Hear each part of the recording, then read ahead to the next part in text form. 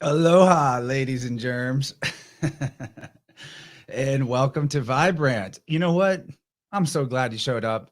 And also to people who are watching it later. I've been hitting you with a lot lately. Seriously, since the last time we did a Vibe Rant, which is just one Wednesday ago, I've put out 4 episodes of InnerVerse, which is probably my record in terms of turnaround. I'm excited about it, though. They were all really good. I'm sure most of you definitely caught the one with David Whitehead that we did last night, but holy crap. And that's going to be the last one ever. I'm done now. No, but I'm going to take a break from InnerVerse proper through the rest of December because I met my goal of 52 episodes. That's one for each week. I think that's good. And we'll still do Vibrants. I may do pop-up shows here and there, but I got other projects to work on. And it's the holidays. You know how it goes. We'll ease up on the gas a little bit. I feel it was appropriate. I'm noticing after the first quarter moon phase hits, between there and the full moon, I'm just like, bam, and I can do so much, and maybe as much in that 8-day span as the whole rest of the month. I don't know. But I'm going to say hi to everybody in the chat: Slick Dissident, Juliana, Chelsea, Vanguard, CV, and over on the Rockfin side, Kat says, Source protects Chance and others from the storm and the wind. I do appreciate that. Speaking of, our original guest tonight was going to be Lindsay Sharman, maybe Johnny. And I hate to disappoint, but they got pummeled by a windstorm in Colorado and it took out their power. They're huddling up with, I think, Johnny's folks or something. So this is an open call in line.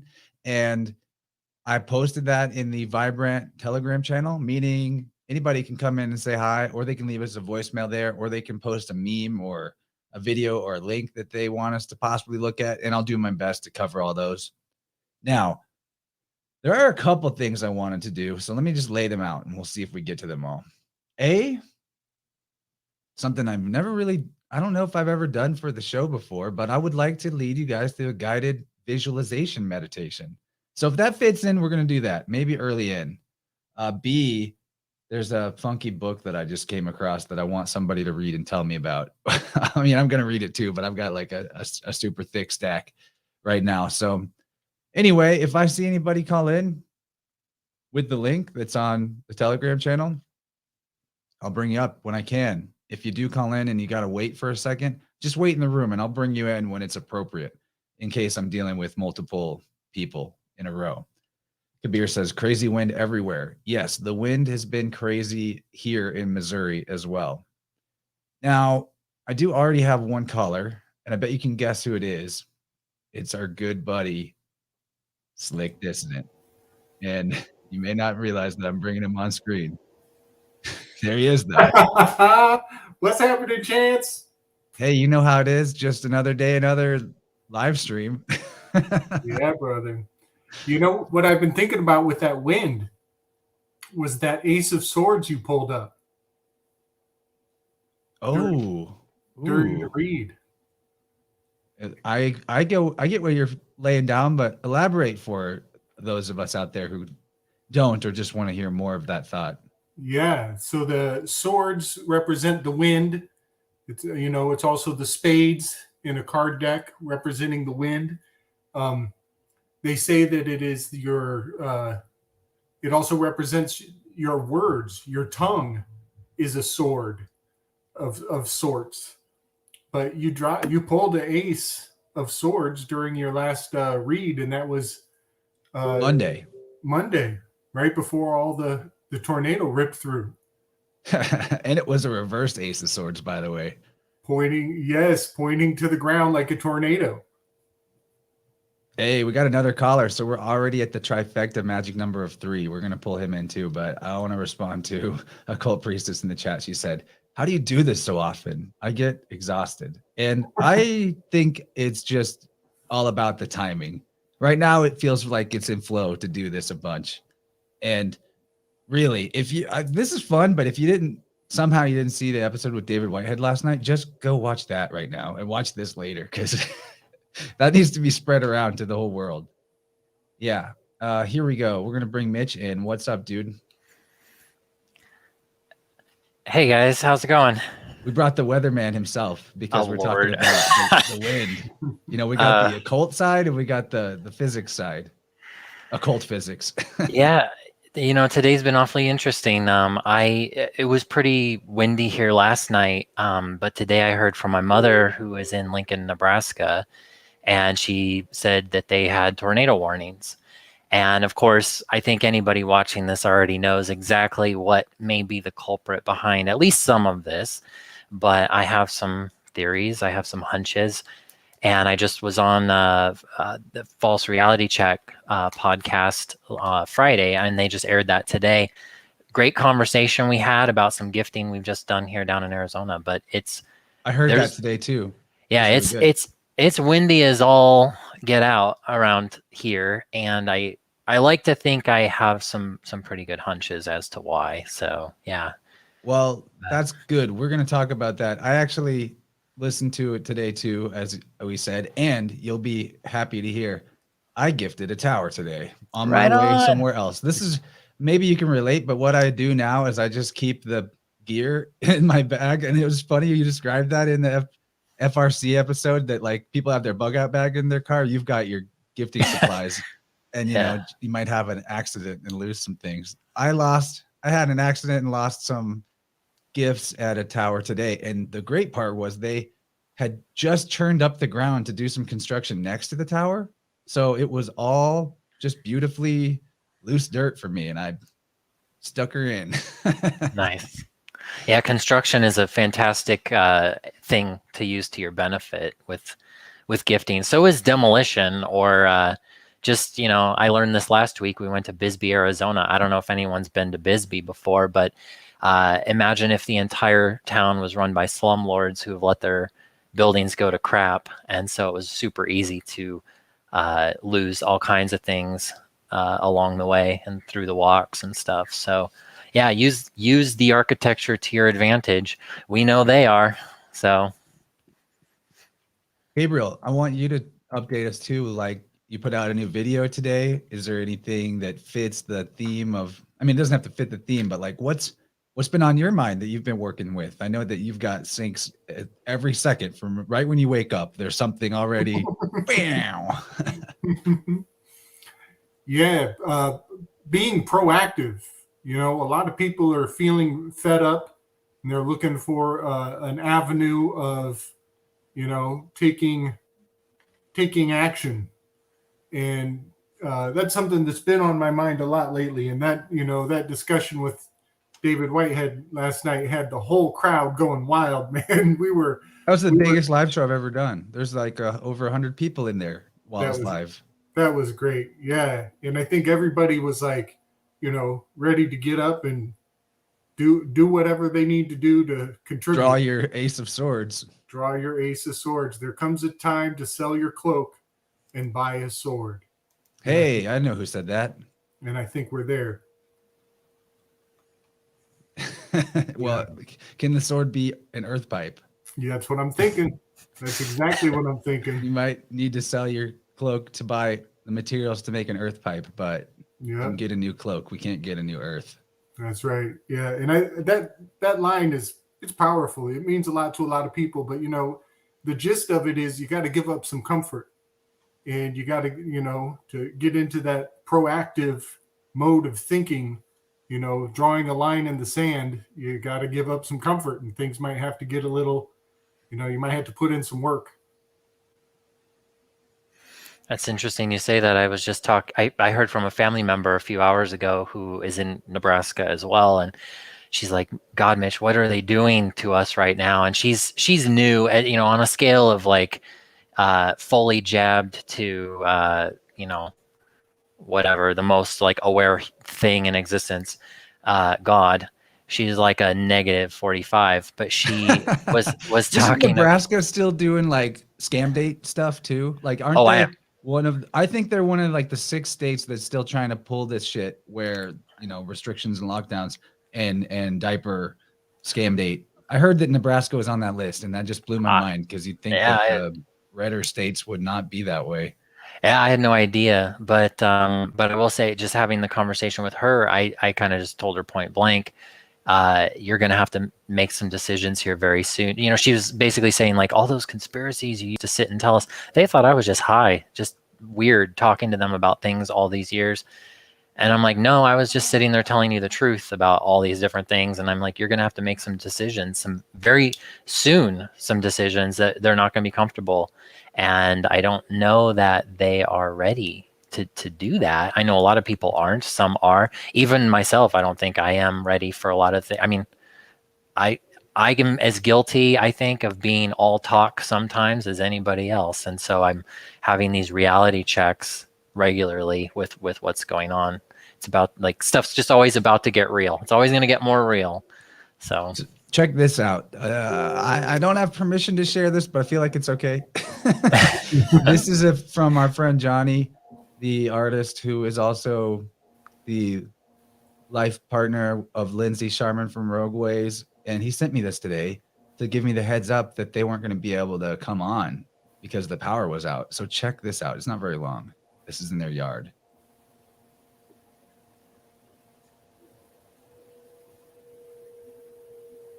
You can't really hear what he's saying, but he's saying, watch the roots, watch the roots.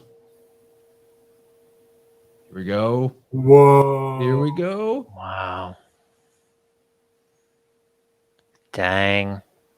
And dang. And That there would it goes. it felt like that here last night. And my neighbor's she's got a cottonwood that I swear this morning I was like, honey, it's time to get the tree out of the garage because I left the door open last night for a while and it's just branches everywhere. But nothing, I mean, it didn't uproot the tree, but there were a couple times things hit the windows where I was like, oh crap, like we're actually gonna you know, get like a broken window or something. So Carol just sent this into the call-in line. Thanks, Carol. This is great. This is what we is this want. what I Interaction, yes, baby. she sent me this afternoon. I couldn't stop laughing. Just wait for it. And there it goes. Oh no. I know it's Oh my terrible. God. Raining It, excrement. yeah. Oh, It's- thanks. They did a close-up slow motion. Thank you. What Yeah. a good one. Oh. I mean, I know they're going for shock value and fear porn, but I couldn't stop laughing. Unfortunately, it just, yeah. But this is Well- from a few years ago, I think. Oh, That's right. really? Well, this is what I it was like, think. though. today. Carol, correct me if I'm wrong. So, yeah, let's talk about that more. Seems maybe that something's up because where I live, it's December, just like where you live. And today it was over 80 degrees. And it was so windy. Yeah, I was getting blown over while on my walk this afternoon. Wow. You know, I have all kinds of theories behind why, and it's based on stuff we've been doing, stuff that I've heard from other people and what they're doing, but I don't know a definitive answer, so I'll give that disclaimer first. Like I couldn't tell you because the agendas are advancing so heavily, and I talked about this the other day with Buffalo and Legs on their show. It's no longer, at least just for me, just this is my experience, but for me, it's no longer just about busting towers and trying to restore rain or like fix the weather, open the clouds, whatever. There's something advancing so heavily, so quickly right now. And, you know, we see it with the BS of you know, I mean, the scariant now and the anagrams that it spells out and like how things are so in our face. It's like they've gone full retard, and things are so crazy that when I see all of this, I mean, I know like Carol, I'm gonna sell you down the creek right now and just say that like I know Carol, I sent her a box of stuff recently and she and her counterpart went out and did some really, really significant gifting this last week. I have heard from so many people who are busting towers, but it's not just the rate of towers that people are busting, the types of towers I'm hearing about, the intensity of those. Carol and her husband came to visit, and we made a trip down to go knock out yet another one of those stupid golf ball Nex rads, and we had a heyday with that and went nuts. And it's just like the intensity of these things, I think, is changing very rapidly. I had a visitor. It was actually a Leo, not the astrological sign, but the other Leo, if you can figure that out, All from right. California, who came to visit me and got a lot of earth pipes and took them back to Californistan with all the other Leos that are losing their jobs because they won't get the cowpoke. And they decided, like, we can grid a lot of this land. We can do a lot of things that maybe other people can't. And so, that's just one example of people who I've connected with. But I'm seeing people in Idaho, Utah, Colorado, New Mexico, here in Arizona. We just did a copper, silver, and cobalt mine that's owned. I think it's owned by Elon or Bill Gates. I can't remember. But all the climate brigade that own this land and all these energy conductors. And so, like, what I'm getting at is I'm seeing there's such a shift happening. And it's almost like, I have often said, like the geoengineering toilet, it's like somebody's flushed and it's finally going down, or a drain, and it's been opened. And I find it really interesting. I didn't know it was that hot where you are today. It's freezing here. It was really only cold. that hot for the very end of the afternoon, but like Okay. it built up and Well, built up. But by the time it was like 2:30, 3 p.m., it had actually gotten that warm. Even with the wind, you okay. could feel how hot it was. It was pretty weird. Well, I got a question Yeah. for both of you and So anybody watching. this is leading us to believe in climate change more, right? Well, Because that's I the think next lockdown. That you were talking about that on False Reality Check. One thing I I'm think curious about it's is severity. They want severity, you know? severe weather. Yeah. It doesn't matter what type, what flavor, hot or cold. They just want severe so that we're all worried. Yeah. Mhm. Have you guys noticed and this is anybody watching this too, I'm sure you probably have, even on days that it's chillier, there are so many days it's very cold here for this time of year. And it was 2 weeks ago, they were, of course, bitching that Phoenix had an 85-degree day. They said a bunch of days in December, or the first few days in December, I think, were in the mid 80s. So, of course, it's like, it was 83 in 1924. Well, this time it was 84 degrees here in 2021. So they're like, oh no, climate change, buy a Prius. And now all of a sudden this week, I know that day was manufactured like all the other days are manufactured, but like now it's freezing. Last night it got the low yesterday in Phoenix, I think, said 38 degrees. And I'm like, that's a frigid bitch for Phoenix. And so, and all these areas now, like we all got snow last night. We all got a ton of rain. Literally, I had to take a screenshot recording the screen with the weather app because it was just interesting to see the animations. It was raining everywhere around Arizona.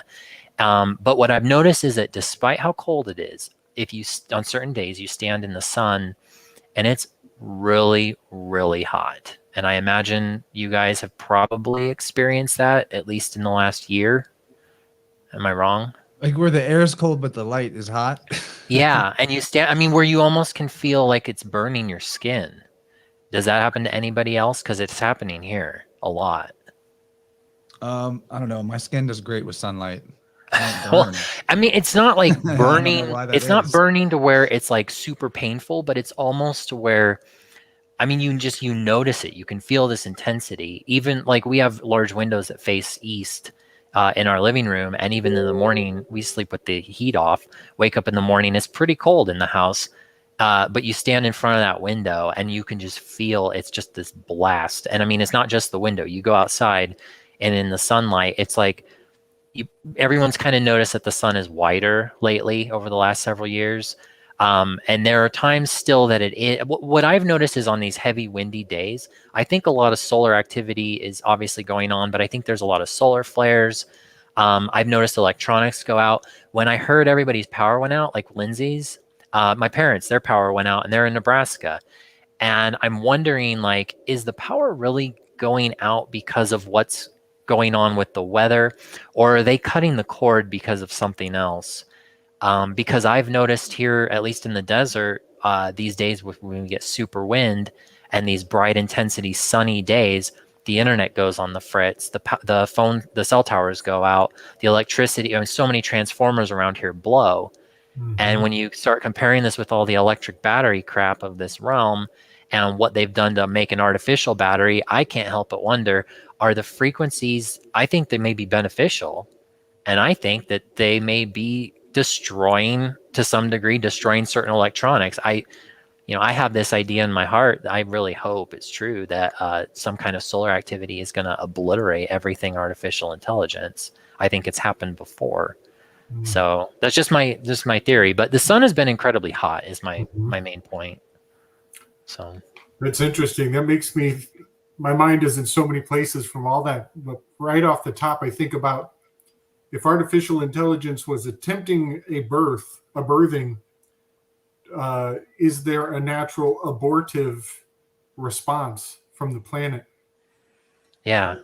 Which Do you ever wonder if there's I almost feel like it's a failsafe that's been put in by whatever creator yeah, to prevent. My intuition just tells me I think this cycle has happened with AI, whether we were here or not, whether other people were here, whatever. We could be new, we can be old. I don't know or care. But I feel like AI has maybe, it's like why do they want to block the sun? And then having just recently gotten into FPV Angel, I'm very new to learning about his work and thinking about the angles, the energy of what's used to camouflage what may be in our realm. And it's making me think on days like today where it's super windy, it's like, I think some of that construct may be breaking down. And I think that the towers are one of the components that, of course, helps keep that built up. And so I have always thought that specifically tower busting, breaks down the matrix because it needs to be sustained with this frequency web. But if that's the case, then I apologize for any destruction that I'd rather destroy the matrix than live in a batch of BS. But anyway, yeah, well, it wouldn't be you that did it, because what you're doing, when, as Ben says, grounding the ether, you're just clearing up a energetic blockage for the electrical body of the earth. So there's actually I need to find the research. Cliff High was talking about this. I can post the Cliff High video. I'll do that. nice. Yeah, But there's actually been a discovery by biologists that the energy body exists that occultists have talked about, relating to the surface tension electricity from cell to cell, this field charge, non-physical charge, but that information passes through this charge, and it even seems to have its own intelligence that guides the way the charge flows from cell to cell. I could be botching how I explain that, but just make the point that the earth has the same thing going on. And I'll talk about it all the time. I'll keep talking about it, but I do sound healing, right, with tuning forks. And this is just using a low amperage form of electricity in the form of sound, because sound is light, is electricity. It's all one energy across a spectrum of intensity. And this allows me to find where there's communication breakdown in the field, not something physical in the body that we're actually addressing. We're addressing the energetic blueprint, you could call it. It's maybe even related to Sheldrake's morphogenetic fields. But there's an electrical aspect to it. So anything that you're doing with the earth pipes, or we're doing, because a lot of us are doing it now, it's not like resulting cataclysms would have been your fault for doing that. It would have just been the earth's natural immune system able to respond to a crisis that before it didn't have the ability to respond to, because that part of itself is cut off from the rest of itself. So the energy flow can't be consciously directed by the living intelligence of that larger body and larger field. So, you're not to blame. Well, no, I don't think I'm itself, not. The earth heals itself the way we heal ourselves. Nature does this. It's a self-organizing system, self-repairing system. It's only when it can't communicate with itself normally, a body, that it loses that regulating aspect that is basically automatic. So Melissa asks, Please address how to hold tuning forks, especially if made of aluminum. I'm learning maybe aluminum is not good for aura when handling. So you could be correct about that, but I don't know. You know, I'd like more information. And there's really, other than intuition, no information for me to go off of. At some point, I'm going to get this Curlian photography thing set up and figured out for myself. And then I'll let you know if I notice a distinct difference when I'm holding a tuning fork that's made with aluminum. Obviously, some other material might be more, you know, gooder, but you use aluminum in your earth pipes too. I don't think aluminum itself is an enemy. I don't think so. Yeah, but that's just my feeling, because I'm able to by itself, definitely make improvements in the auric field of myself and others with aluminum. And Dan Winter talks about it. I'm going to be honest, I don't like Dan Winter's work that much. I like some things about it, but I'm not a big fan. Shots fired. I'm not saying that it's all bad or all wrong. I'm just saying like nobody is the one guru, and like that's maybe an opinion, but I would like the information to back it up. I'm definitely not trying to be contentious for the sake of it. I just know that like even if aluminum's not the greatest thing, it's better to have it and be able to use it as this tool than to not, at least for me where I'm at right now. Now, okay, so I've gone on a bit here. I wanted to bring up a whole new tangent to all this, actually. And so here's the book that I was referring to at the beginning. This is called Stories About Earth's History, a Geologist's Descent from Deep Time.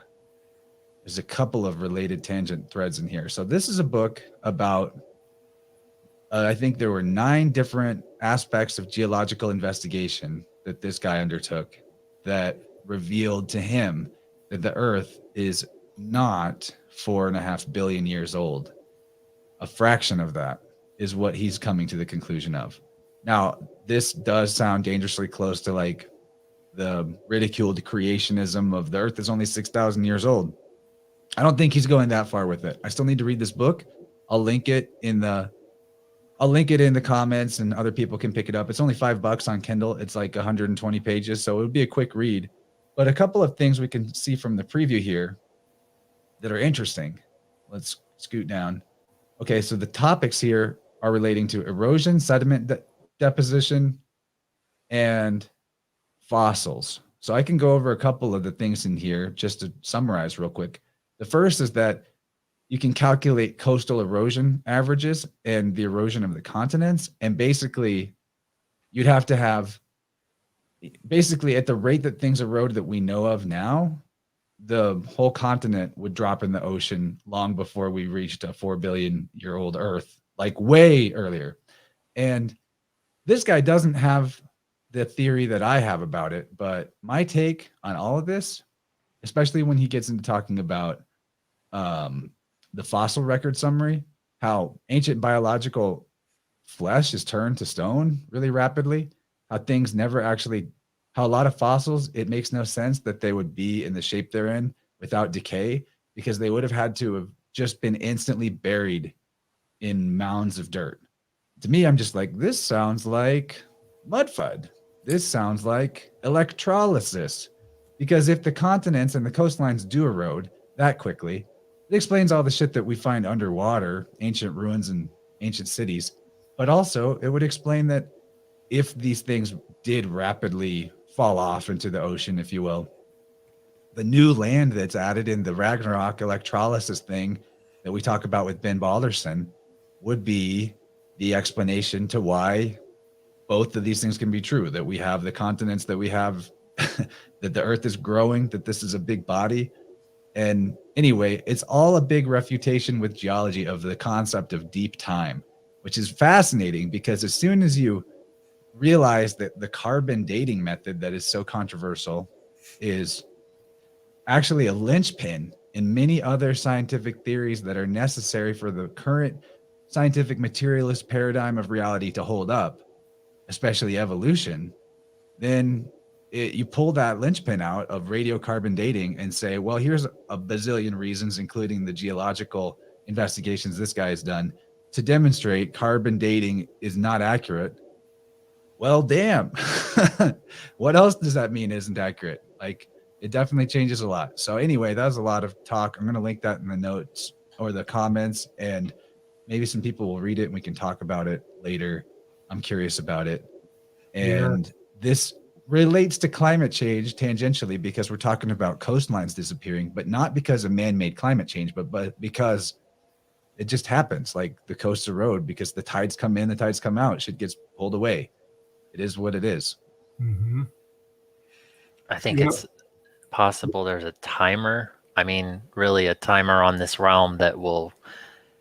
I don't know. This is my personal view is that we've been reset. God knows how many times at this point, and I've almost I've been binge watching Emily Moyer and Michael Wan, and listening to them talk about. I mean, I use their show, The Glass Bead Game, now actually for gifting. It's why we did our latest gifting trip in Southeast Arizona, and the ideas like how civilizations are put in certain places, we're constantly put in certain places time and again, so that we are wiped out by a cataclysmic event or by whatever the Earth's birthing or rebirthing pains are, in whatever process that's probably like by default. It's like a safety mechanism to reset so that we never destroy everything. I don't know if that's true. I'm just saying that's where I feel, that's where I'm leaning. But I had read an article about the coastlines that, the majority of the US will be underwater by 2035, and all the hot spots. We've all probably seen the military map that, I don't know where this information comes from. Nobody can ever find the original source, but there's that map that basically shows, I mean, like where I am, I think I have to even run up the hill further to Flagstaff to avoid the coastal, the ocean coming back to this area. I don't know. I wonder about that. I have a shaman friend here who told me she's dead set on it, that she's like, be prepared. And I'm like, okay. But she's like, yeah, we're going to be underwater. I'm like, okay, well, that's quite a statement. So anyway, I don't think it's not climate change in what they say. I mean, it's, no amount of giving up your gasoline and avoiding the forests and locking yourself up at home is going to change it. It's going to happen if it's going to happen. But they want you to think that it's going to happen for whatever reason. And, that's where I am. Yeah. You guys probably have both heard the term Hylozoism. Is the belief that everything is one big living system. Mm. I've never heard that word, but that's true. Yeah. That's accurate. Yeah. It's nice to have a name for it. I think it's Hylozoism, Hylozoism.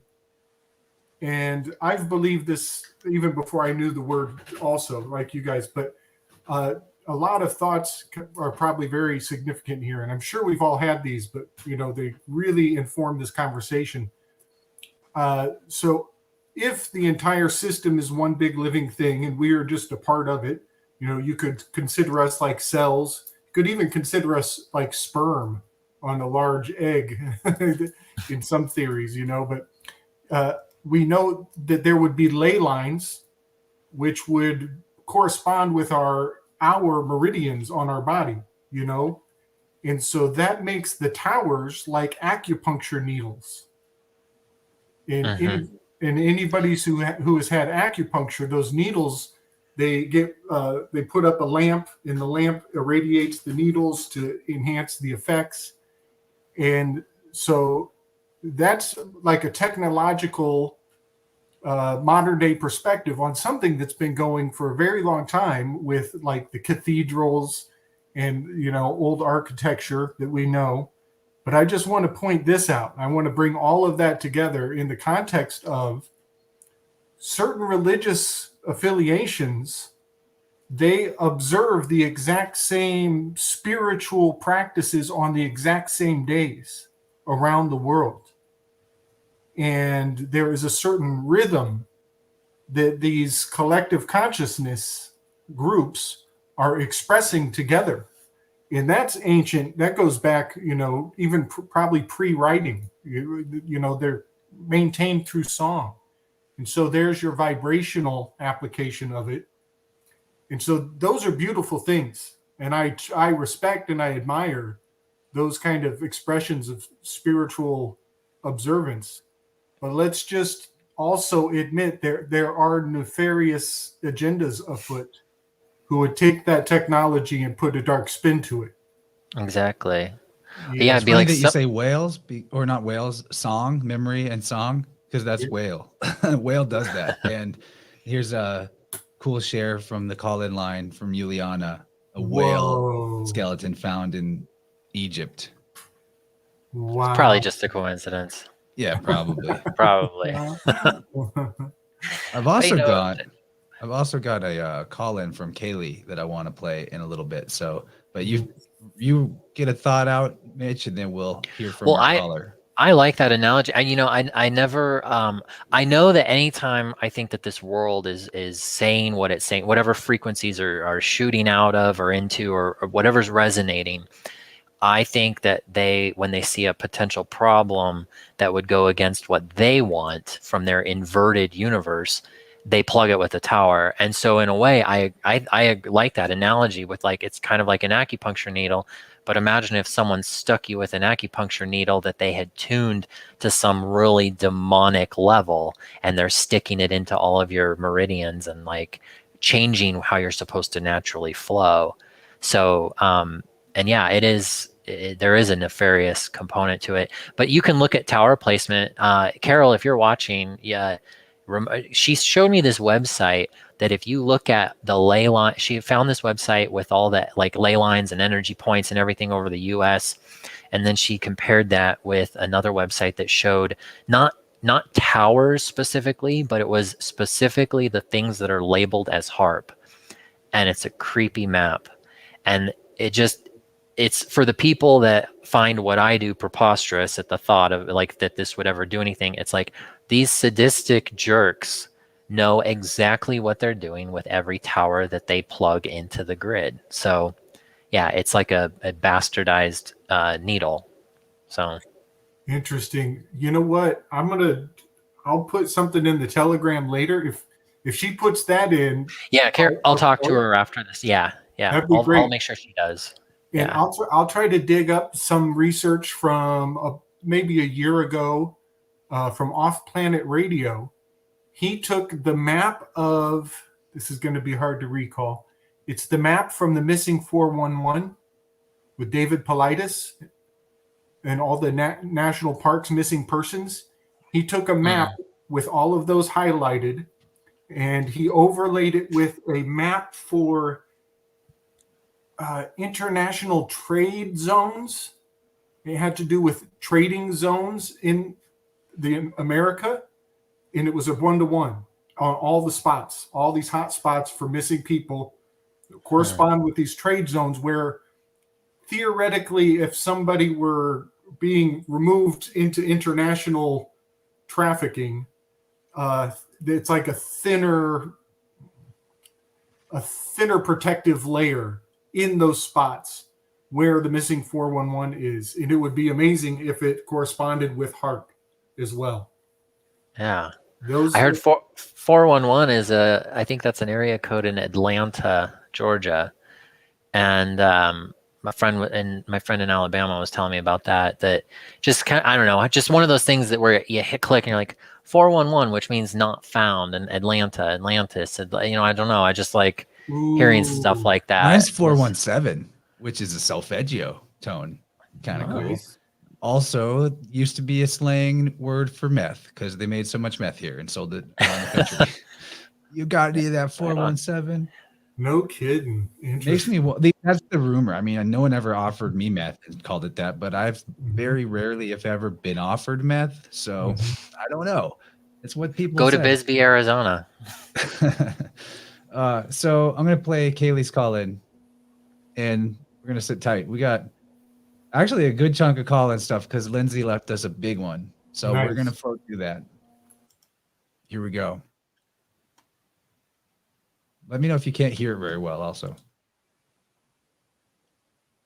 Maybe too quiet. Okay, it might be too quiet there, I can see from the levels on the call in that it's quite low. So I'm not sure the best way to deal with that. I'll try to figure that out, but let's just press on. I'll play Lindsay's voicemail and see if we get a better audio volume. Might have to think of a different way to receive voicemails if the audio is bad. Oh, I see. Also, I had it muted on StreamYard. That would explain it. Okay. Let's see if this is any better. Can this be heard, or is it super quiet? Okay. Is Chance wanted to know how does the astrology connect to the weather right now? It's still too quiet. Okay. Well, I'll try to like save the voice message and amplify it because I can do that on the fly. All right. Anyway, carry on, everybody. Carry on. We'll play Lindsay's. Someone made a comment here that I thought was real interesting. Let's see, Shandon Baker, about the TV show Yellowstone and just the whole idea. There's always been talk about Yellowstone and an eruption. And when I first got into the organite stuff, one of the things, there wasn't a lot of people. I mean, you could always go back and talk about like Don Croft and his wife Carol. You could talk about George Ritschel. There were a few people to look back at who'd been doing this for like 15, 20 years. But talk of the town and the Oregon circuit was that people had been gifting Yellowstone specifically with things like the earth pipes to neutralize any potential volcanic eruption. I'm not saying that is certain. I'm not, whatever. I don't have any skin in that game really. But it was an interesting idea. And when because I'm not convinced that seismic activity is just the earth doing its own thing, that some of it is, all the tower network, the frequency network, whatever it is. But because of that, it was like, oh, this had been gifted and it was never going to happen and whatever. But it was interesting that she just mentioned how isn't there a show? And I thought, now that I think about it, because I don't watch TV, but I'm like, I have probably seen advertisements for Yellowstone more than any other advertisement that like of anything between all of the general stuff we all use. And I'm like, because it's that show, I think with it has Kevin Costner, and I know kind of the plot, but I've never seen an episode and I really don't know anything about it. I'm like, well, why is that? It's because it's always on. And I just thought that was interesting. Like, but as far as organite and gifting, supposedly it's not supposed to blow, but who knows? Maybe that is a thing. I don't know. If they do, it'll be because we didn't buy enough Toyota Priuses, I'm sure. But yeah, who knows? So I have a pretty far out theory about Yellowstone. And it goes back to the story of Typhon battling the gods of Greece. What don't you have a far out theory about, dude? They're all far out. I'm not ripping on you. I love it. Yeah. Let's go. Those are the best. Those are the best ones to have. Yeah. I mean, that's what I'm here for. Yeah, man. Eventually, it kind of, I'm starting to see it like a unified theory, how they, they all tie together. And part of it is just throwing away the idea that America was unfounded land, and I'm realizing that a lot of this place we're on right here is the location of a lot of the ancient myths, Greek and Egyptian both. So the story of Typhon going up against the gods, and they all hide out until Typhon passes by. And then Zeus jumps up and defeats Typhon with a sneak attack, and he buries Typhon under Mount Etna, under a volcano. And I believe that actually is an expression of the spark gap event in Colorado that caused the Grand Canyon. Mm-hmm. And that's kind of a foundation of electric universe theory, is that the Grand Canyon has no sedimental runoff. And so the whole theory that it was caused by erosion is just bunk. And that's why we need to check out Homeboy's book that I just showed, because I think he gets into that sediment shit big time. Yes. It's such a deep rabbit hole, but you just got to kind of take my word on this, that the Grand Canyon was caused by an electrical event, which is a beautiful articulation of the Typhon storming across the land and putting all the gods into disarray so that the natural order of things were scrambled.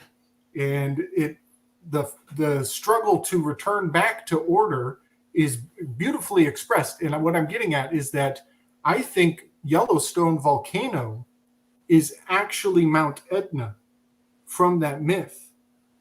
And this is because on the grandest possible scale of the myth, if it has any significance or truth to it, Yellowstone is the largest volcano. And the god Vulcan is said to have his forge located on Mount Etna. And so, of all the volcanoes in all the world, if Vulcan's going to choose one to be his center of power, it's going to be Yellowstone, actually and factually. So yeah, I just wanted to put that into the equation, that I actually think that Yellowstone volcano is where the events from that catastrophic myth really took place. Yeah, the battle of the gods and the Titans was here, is the Titanokami, as it's called. I need more info on that. I'm so Yeah, I'm just behind on thinking. researching that. But I put a comment up here from Justin because I wanted you to see it, Mitch. He Yeah, said, yeah. thanks, dude, for the sucker punch. I love it. It's been helping me so much. Your heart into the work really shows. And Just thank you, Justin. I really appreciate that, and that just made my night. So thank you. Yeah. I think I fixed the audio for Kaylee on the fly audio engineering. Nice. So let's see if we can hear this, because I want to know the astrological gravy of maybe possibly connecting to the weather. So Mitch, Gabriel, one of you give me a thumbs up if you can hear it well enough, then everyone should be able to hear it. All right. Okay, so Chance wanted to know, how does the astrology connect to the weather right now? Well, let's start with Aquarius. So Jupiter and Saturn are moving through Aquarius. Jupiter's about to exit Aquarius and then we'll be moving into Pisces. Often, where Jupiter is tends to reflect things that we're experiencing on Earth. Same thing with Saturn, but Jupiter tends to expand wherever he touches. Aquarius is very cold. It's the sky. It's the fucking sky.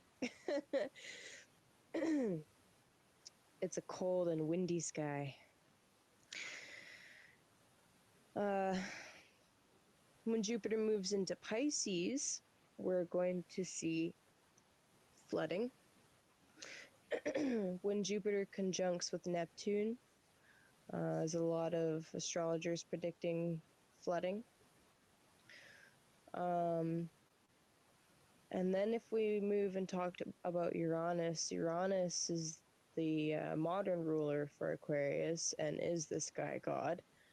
And Uranus is currently moving through the sign of Taurus, which represents, well, the abundance of Earth, and some astrologers say is ruled by Earth as well as Venus. So Uranus, you have the sky god, who often brings wall explosions, but more to the point, cold, cold and windy weather to the Earth, Taurus.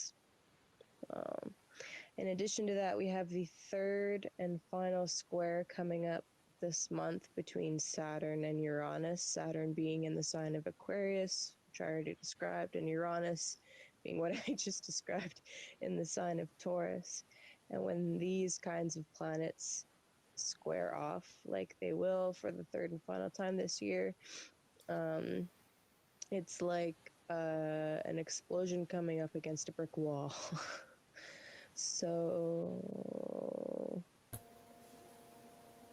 there's lots of different themes that this connects to, including financial matters, networks, the cyber pandemic, quote unquote. That's a conspiracy theory, right? Stuff like that. But as far as weather is concerned, I think we could see some really extreme weather, and just continue to get more extreme. And now whether that's because of the stars, or whether it's the stars are reflecting what's happening on Earth. I don't know. Maybe egg, really. Um, and yeah, I mean that's just one of the possible manifestations of that square and of those themes is the extreme weather. And I don't know. I personally think that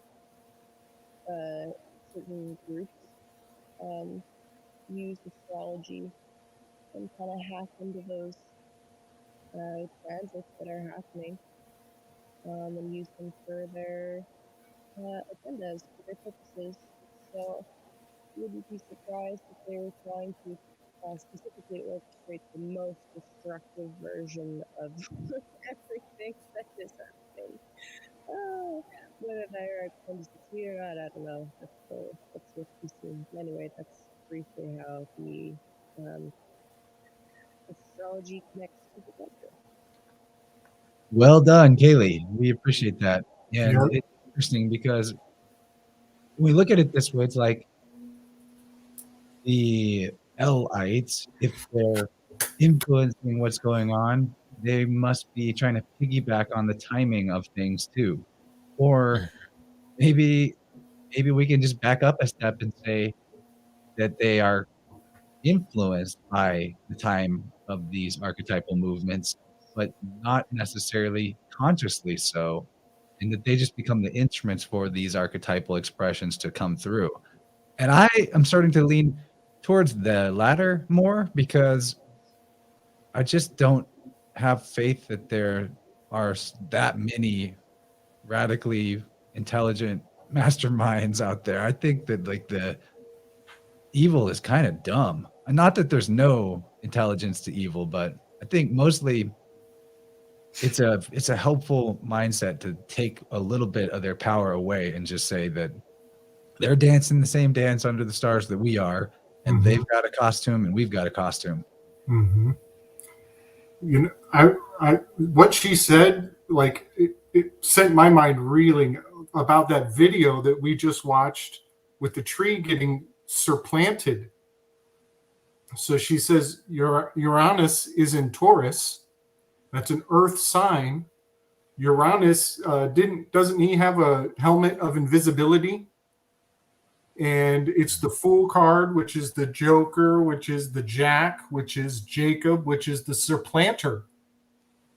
So we just watched a tree get supplanted out of the earth while Uranus is in an earth sign. This is happening on a level that way above the Lites pay grade. This is out of their hands. Carol says the intelligence is artificial. That's great.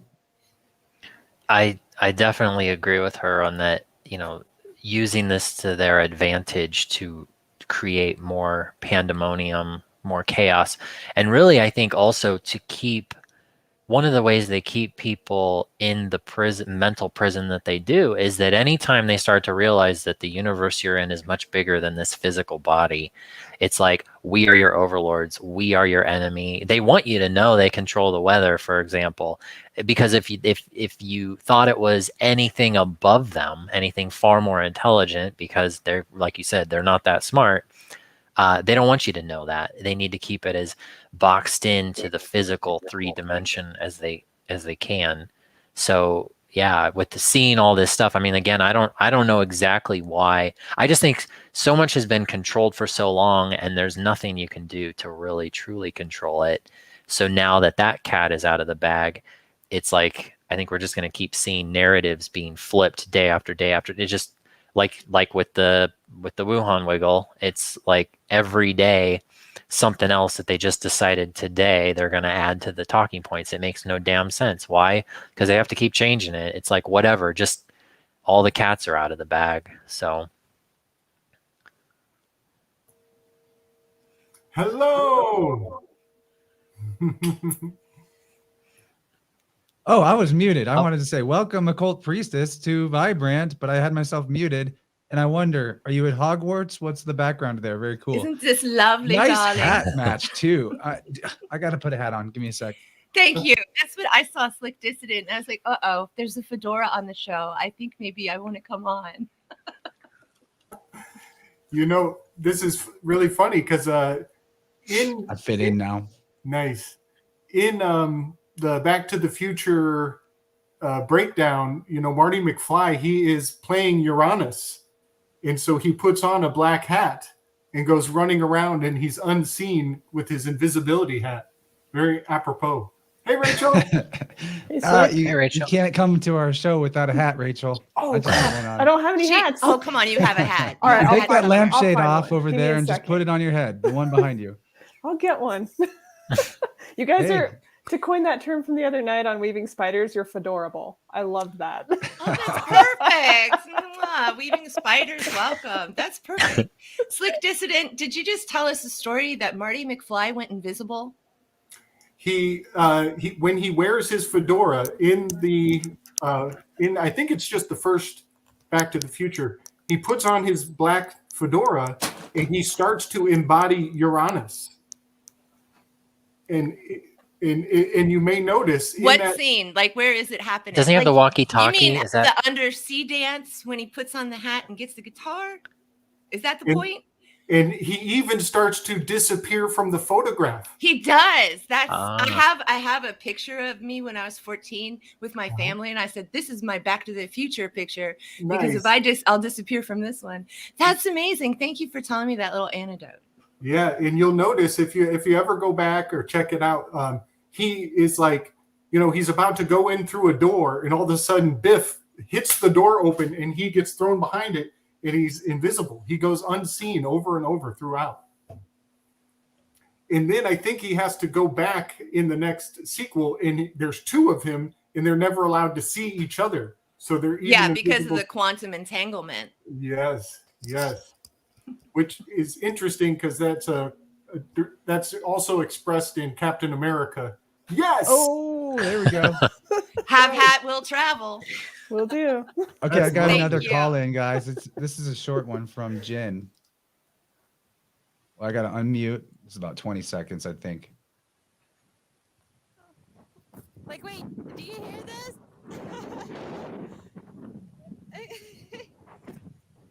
Wendy. Okay. Damn. Next comes the floods. Where does this lady live? Yeah. That's in Toronto.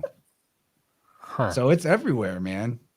It was crazy here. I was like, I didn't think any of our trees would come into the windows, but that did cross my mind. I'm like, it was insane. I haven't heard Where are you at, Rachel? Colorado, like south of Denver. So, you know, closer to the mountains, but we don't have a chance of tornadoes where I'm at, but I have seen cones form before in the city. If you're east enough, you'll see them.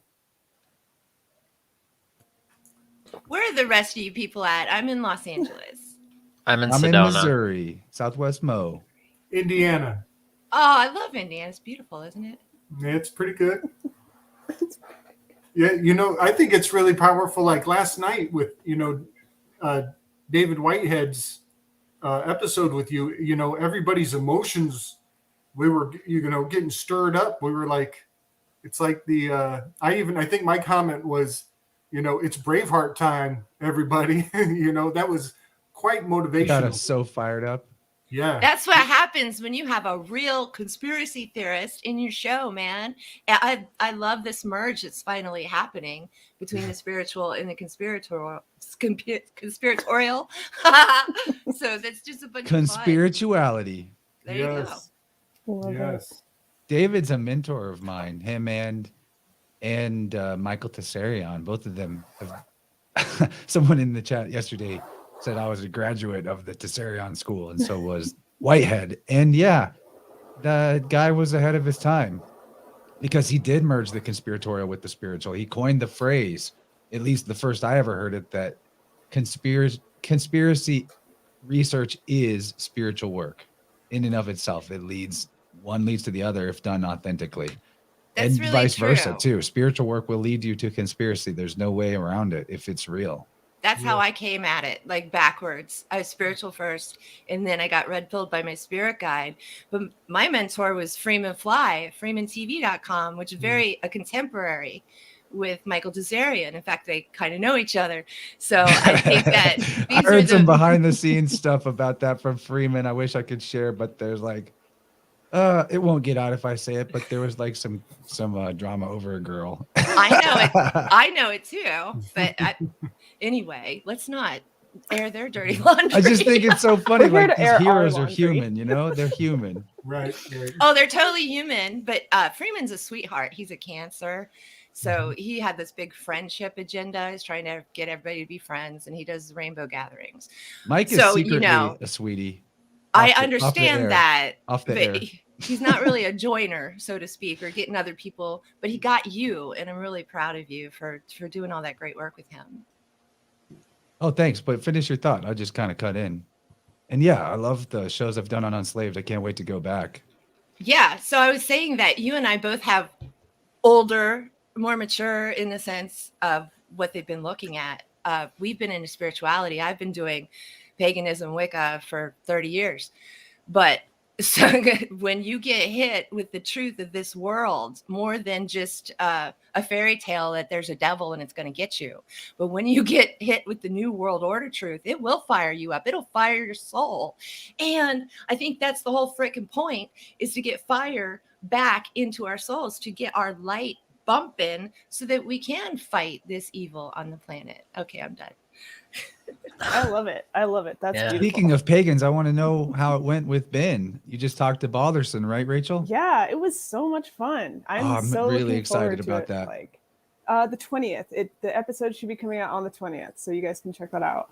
Tell us about it. We went through the first day out of runes. So we just went through every single rune and we just talked through the whole thing. And it was a lot of fun. Just kind of. Did you find out your rune? Your personal rune? Did you find it? I have a few favorites. I've mentioned one of them before. Definitely the ice rune, because the present moment, and the chaos and the beauty that comes with that, the unknown. So I love that one. But I think as far as the first set goes, Rido. I mean, my name starts with an R. I can't not like Rido. I love it. I call it Rado because it's like radio, right? It's radio. Yeah, and I use it for the Rockfin symbol of Rockfin, right? For my channel. That is so amazing. I love Rado. I've done so much work on it, so I won't speak on it here, but I just thank you for bringing that up. Yeah, you're welcome. It's wonderful. It's a beautiful rune.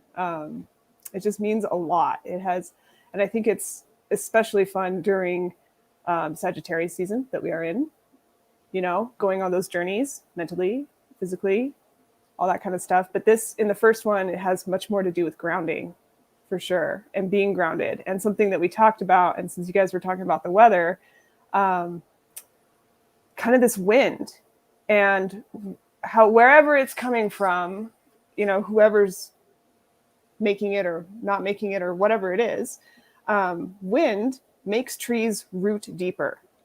So, you know, physically and spiritually, we can take that as, you know, this is for us to root deeper, because it does break off branches. Anything up here, anything in here that needs to go, it's going to get blown away. If it's not stable, it's time to go. Like trees naturally prune themselves by getting blown around. That's an amazing concept with that rune. I'm equating it with the chariot or the Merkaba or your soul car, which is what I call it, vroom vroom. So yeah, that's the motion aspect of it, and you're talking about the the stillness aspect of it. That's really amazing. Yeah, I went to I did this forecast event with Astrology Hub, and I've done it a few years in a row, and they get like a whole panel. Yay! They get a whole panel of astrologers, and they all kind of talk about big stuff. And that's something that one of them said was, you know, being in the eye of the storm through all this. And that's where your peace is going to be. That's where your strength is going to come from, is letting it all blow around and you staying solid. Nice. Which is super cool. So I just want to say I love that. It's so fitting for our turbulent times. it is. Yeah. Well, and I was looking at where the precession of the equinox has, this might ruffle some feathers, but I'm sorry, not sorry. The equinox starts in Pisces, which I think is super empowering, because then we're starting this next session in Christ, like we're starting it from superhero mode. We're not, that means that Aries a little bit later is going to be that much more effective. We're not starting in baby mode. We're starting in a mature mode. I have a question. Is this an alignment that happens every year? Or is this a rare alignment? This is going to be every year, because it has to do. Oh my gosh, I can't even speak right now. You just did a Procession huge of show like, again. I We're know, lucky that you my called brain's in. like, what? Yeah, so the precession of the equinox, everything moves 1 degree every 72 years. So at one point, everything totally was in alignment and in this beautiful, perfect circle, but it does start to move. So the solstice has now shifted into Pisces, and it's going to keep moving. So when people are like, we're in the age of Aquarius, I'm like, we're still setting up, technically. I agree with that. We're still setting up. We have a lot of death to go through Yeah. before we get to the age of deck. I Aquarius. just want everyone to see. Nice. That's the Ace of Swords we were just talking about. Yeah. I was just wanting to check if I had the hot hand. Looks like it. Can I get everybody's sign? I've got your location. Okay, I'm such an agent. I'd love to get your sign. I'm an Aquarius, 1974. Leo, 1983. Nice. Also, a It Leo. wasn't obvious. Leo also. I got two Am opposite I the boys. youngest in the room? Probably. Yeah, Taurus 85. Taurus. Okay, so you're ruled by Venus. So how beautiful. We got a lot of firepower though. Mhm. 2 Leos and an Aries. Chance, I totally blanked. I know you have Mercury and Pisces. What are you? Aries. Aries. So we've got 3 fire signs. That's why me and David was so spicy last night. One Dude earth is also and an one Aries. air. Mhm.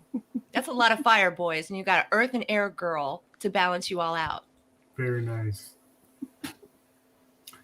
We're like 2/3 of the way to a Captain Planet. We just need heart. Mitch, you're Captain Planet in one.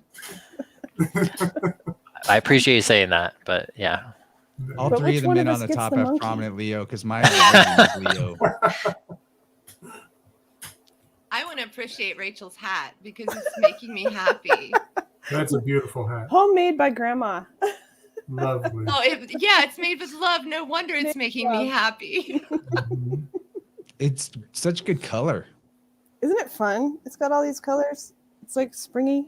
It matches the backdrop of the Vibe Rant frame we're in here. It does. I actually used a picture of a tree getting blown by the wind and then glitched it all out and mirrored it. So that's where this art came from today. Way nice. Because the wind was really something. Did we talk about that? Yeah. And then I That's drew an super Ace of Wands. cool. I would like to bring up something I don't think Ace anyone of brought up. Swords. Mhm. Did y'all talk about the Banshee and how she brings the wind and she's a forewarner of death from the Irish Celtic traditions? No. Well, That's I just told Rachel's you. cup of tea right there, though. Oh, I know about the Banshee.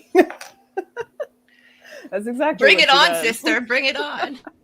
Well, she's really like the bride that didn't get to go to Banshee her, banter. wedding.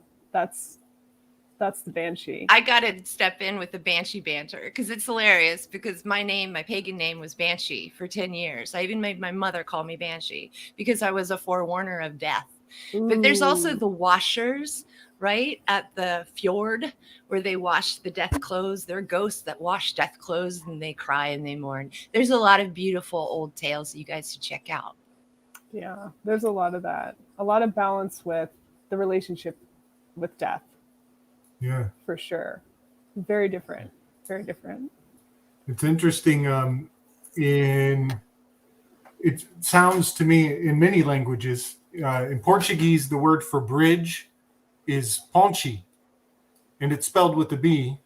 It looks like bench, but I find it just kind of neat that you mentioned the fjord.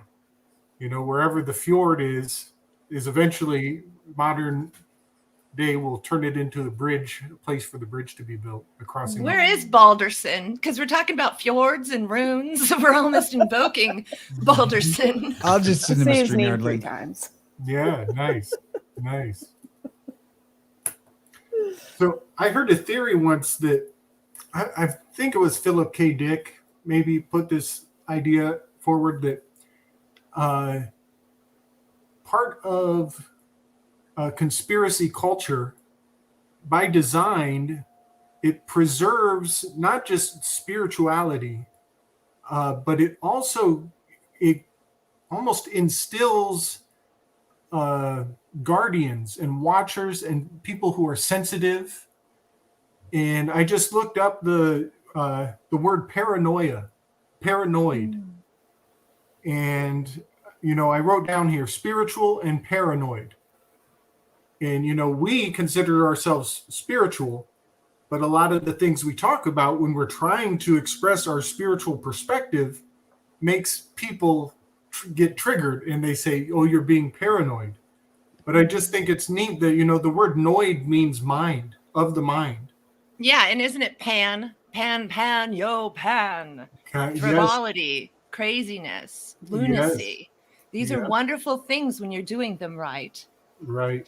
What I think They is really cool are. about And you- pan as a word, or cool, interesting, is that in Greek it means universal. But another word for that in Greek is Catholic, but with a K. So the Catholic Church is the Church of Pan. And all of a sudden, a lot of things make sense. Actually, Pan is the son of my spirit guide Hermes. And he really is he's more than just a nature spirit because he's a demigod, but he's not evil. That's where the Christians got their devil, our Pan.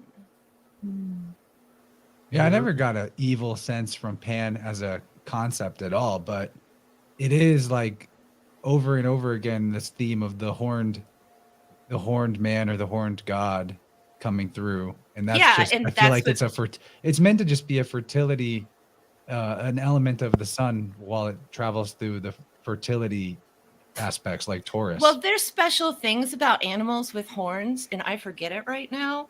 But there is like a special thing. I'm sure it has something to do with machismo or chi energy, stuff like that. But didn't Harry Potter have a Patronus?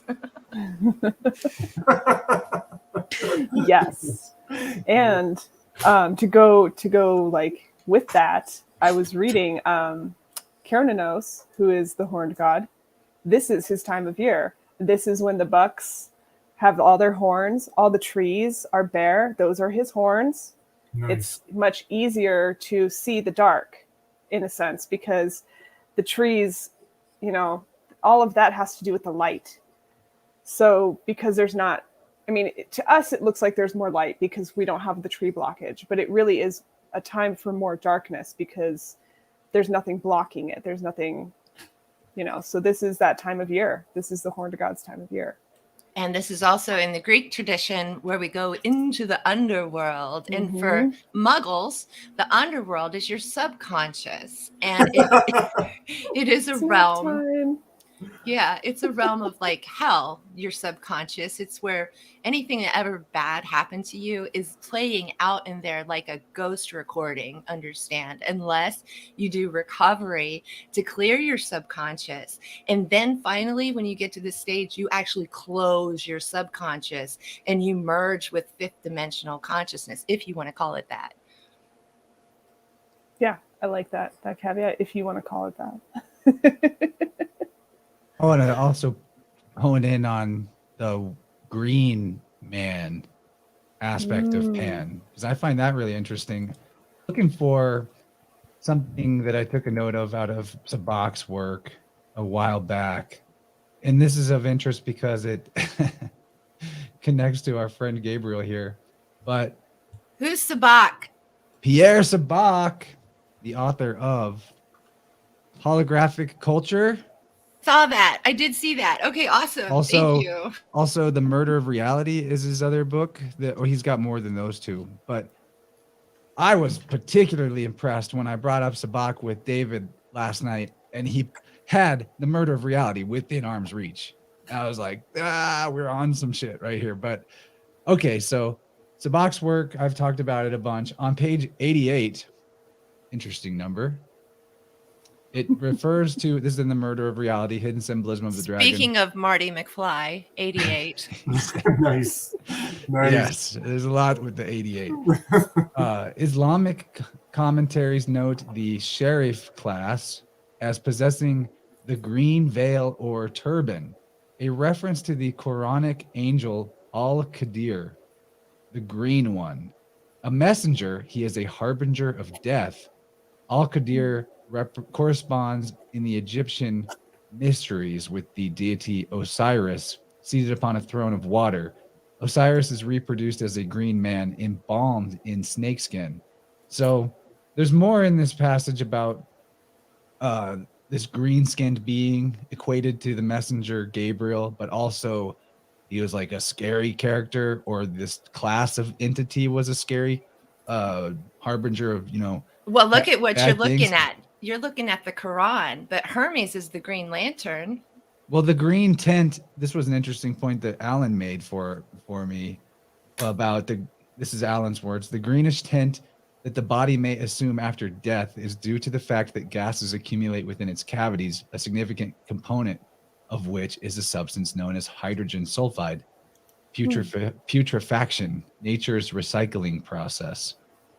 So that's interesting. And then there's more like the green dragons in general, because when we're talking about this angelic entity, Gabriel, it's related to the concept of the seraphim, which are the serpents or the watchers or the dragons. And then this set me and Gabriel off a while back when I found this passage talking about the green dragon tavern of the Freemasonic founding fathers lore. So I don't know if this matters, but this all to me is where I jump to from talking about Pan, especially because of watching Hellier, the Hellier series. Who all have seen that? Just me and you, Gabe? Everyone should watch that. It's free.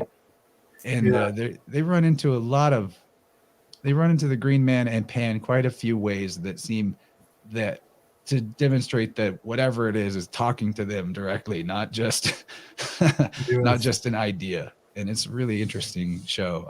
I'll link that in the comments too. Very bingeable. Check it out, people. I want more people to talk to about Hellier. And the Little Green Goblin Men is how they start out the entire investigation. Goblins in Kentucky. And I knew some goblins in Kentucky. It's something else going on down there. I tell you what. I actually like Kentucky now that I don't live there. I got to tell everybody, if you do watch it, power through to the second season. Like the first season, it feels like you ended on a flop. Things get real juicy in season 2. So just power through, because it's rewarding if you get to the other side. But this is interesting because just an hour ago, if you do watch it, I have an episode with 2 of the producers back in the 2019 archive. That's pretty cool. Yeah, because it connects to The Shining. It connects to The Shining, big time. I connect to The Shining, big time. Raise your hand if you connect to The Shining. I've never seen it. You will. Dude, you can't call yourself a conspiracy theorist until you've seen Stanley Kubrick's movies, all of them. I know. And I haven't That's seen a good any. point. I'm behind. You're not alone, Chance. Well, stop watching The Secret and get on Stanley Kubrick. So the Green Man comes up in the Mysteries of Hellier in a major way. And I just heard an hour ago somebody mentioned the idea that green, because it is the center of the color spectrum, it is liminal space. It has that liminal space, that in between worlds. It is the newest color in the color spectrum, is something Chance and I went in on. But I will point out another revelation that came to me quite a while back, was that the marijuana industry on the 37th parallel sent out seed scouts to Afghanistan to get seeds from the 37th parallel in Afghanistan that require the exact light spectrum that Kentucky receives. I'm And on so- the 37th. Where I'm at. Yes. So the green man has, I believe, much to do with marijuana and the requirements of the light spectrum throughout the year for marijuana to grow in Kentucky. Well, the green man certainly has a lot to do with herbs, dude. Yeah, for sure. Oh yeah, I was just gonna say the Green Knight. Thank you, Jim, for that recommendation. Because that Well, was... thank you, because I've been thinking about the Green Knight this entire freaking Yeah. time. I had a Same. client a few months, well, maybe 6 months ago, and I was like, you have to see the Green Knight. This is your archetype. This is what's happening to you. And we looked everywhere for that film, and it wasn't anywhere on the internet. And then, like, really recently, they came out with a remake. I was like, oh my gosh, did they take it away so that they could do a remake? But there's some really weird stuff in that one, I remember. Like, there's space stuff. There's, like, lasers at the end. So I haven't seen it in 20 years maybe, but the Green Knight's a big deal. Wow. I have the original story somewhere. So you can, I mean, I really would recommend reading it so that you really understand who Sir Gawain is and what this journey is about. Unless you watch it with your spirit guide and they tell you everything. Yeah, Which is what I do. Totally. Because, I mean, and there are things in the newer one, which is a beautiful piece of artwork. I will say that. Tell us about the new one. I don't know anything about it. Oh my gosh. It's just, the pacing is beautiful.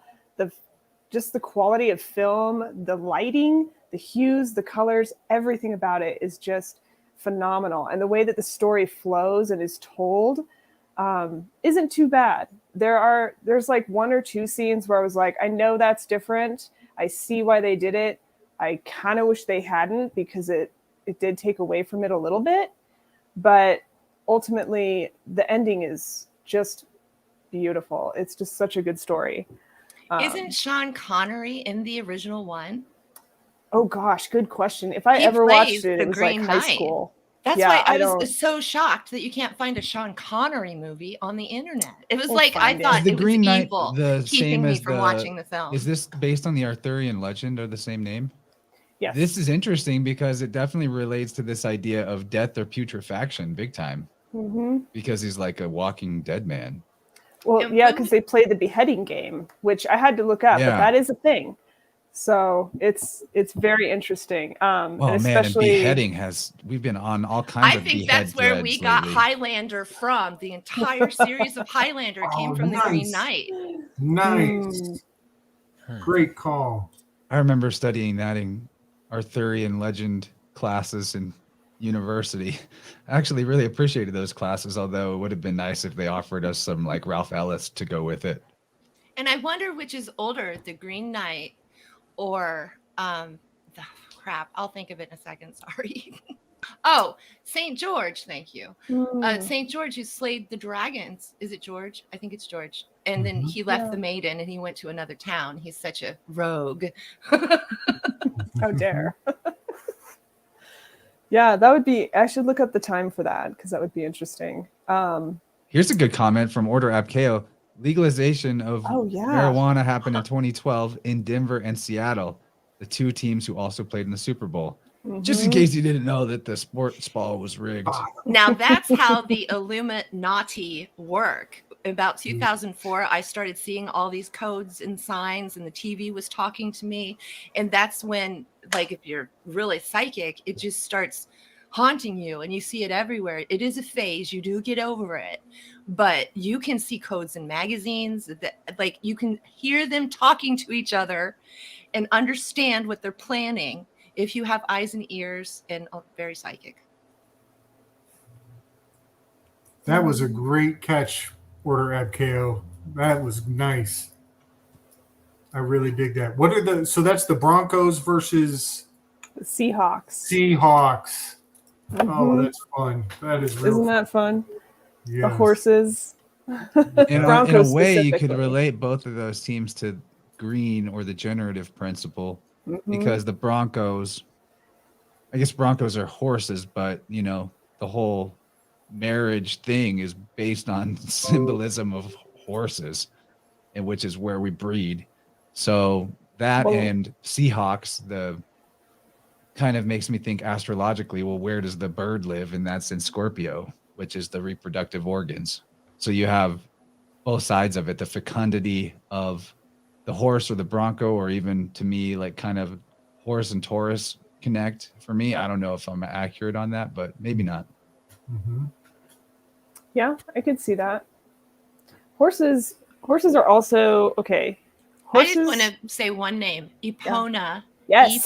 Thank you. I love Legend of Epona. Zelda. Epona, no, she is a horse goddess. But one thing I liked about her is But that also the she- horse in Legend of Zelda, Ocarina Totally. of Time. I didn't play enough Zelda. Sorry. I was into much darker things. But Epona actually connected the Celts and the Romans on a very deep and beautiful level, because those two were like butting the heads. Like they have very strict rules about being together. But that was something that humanized them to each side, was Epona, because they both revered the horse. And horses are selective breeders. They're very particular about who is in their family line. Hawks mate for life. So it's very interesting that those two teams and those two states. Yeah. Maybe I'll play Zelda, okay? Just Yeah. I'll have I to get- really lighten What up. color does Link wear? He's a green Green. man. Ah. Yeah, nice. I was thinking today about, that the whole prophecy about the four horsemen and how it's kind of a no-brainer if you know about horse racing culture.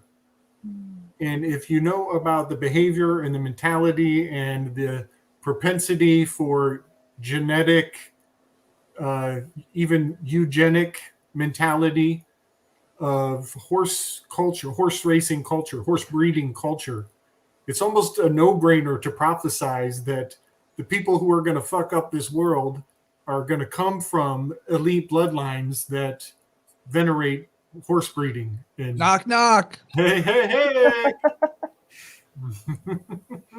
Now, this beautiful crowd. What's happening? Good to see you, Hail, buddy. hail! Hey, stranger. Hey, Ben. Was just talking to Rachel. Yeah, I love that I just pulled you both over to my world.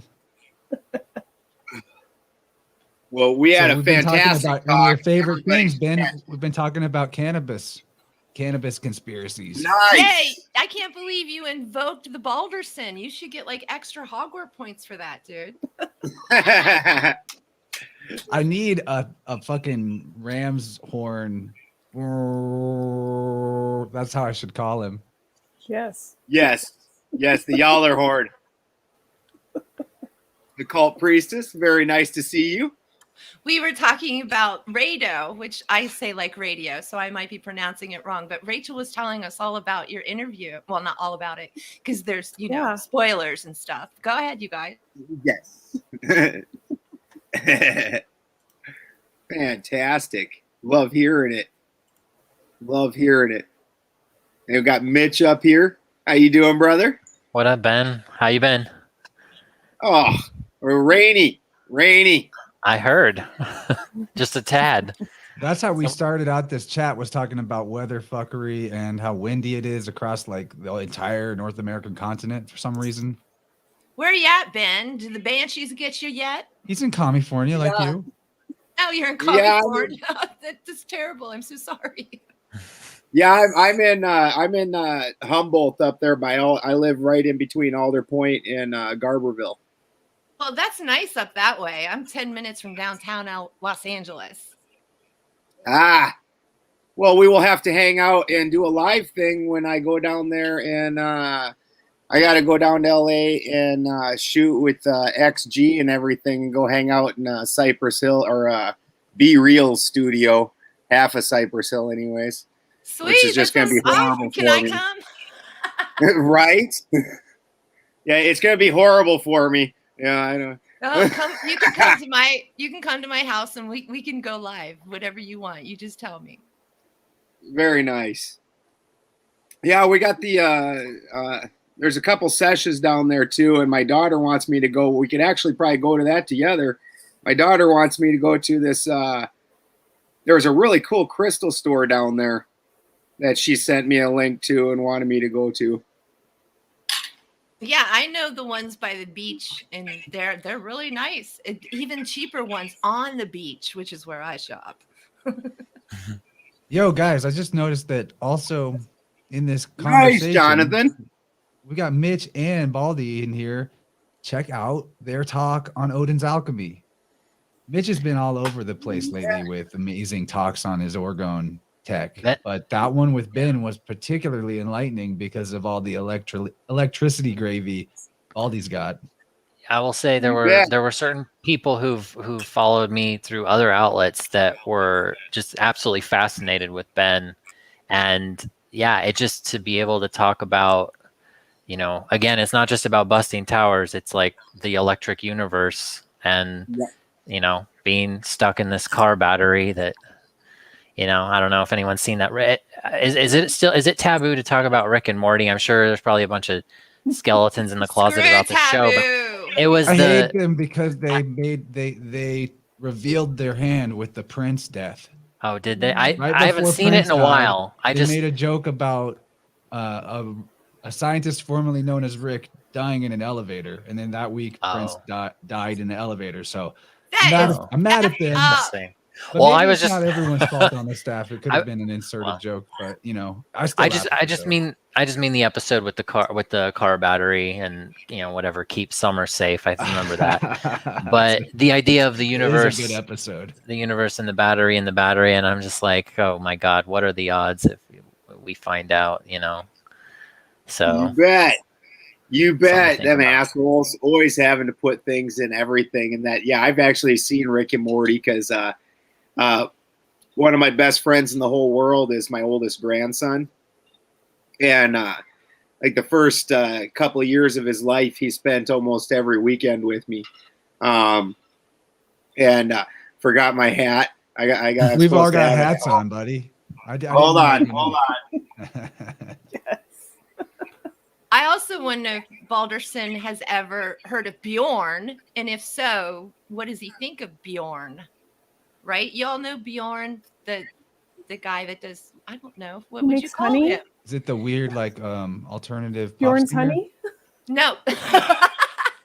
Bjorn is a guy that lives in the woods, and he does. Yes, it's me in a hat. It is. It's me in a hat. I know. Oh my God. He's a strange man. I love that hat. That's so Hogwarts and Harry Potter. But do you know Bjorn? Like as a speaker? Yeah, I wondered what you thought about his work. Oh, well, I'll send you his work. I think you guys are brothers or something.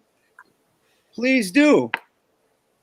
Up until now, honestly, I was just talking about how and I was just talking to my wife about this, that how fantastic it was to talk to Rachel, because I so very seldomly get to talk to anybody that's puts any real thought into heathen and into the things, and the few that actually do end up getting caught in the Thorson flowers trap, and you know you end up seeing a lot of that. Well, the vast majority of rune type things and like any heathen magic type stuff. There's a writer named Edred Thorson, or Stephen Flowers is his actual name. I know that guy. He's like the some high priest of the Church of Set, nut. He's like the Corey Good of runes, dude. It's bad, and he's got you can go to Barnes and Nobles and find 6 different books by him, but not anybody worth a damn. You know.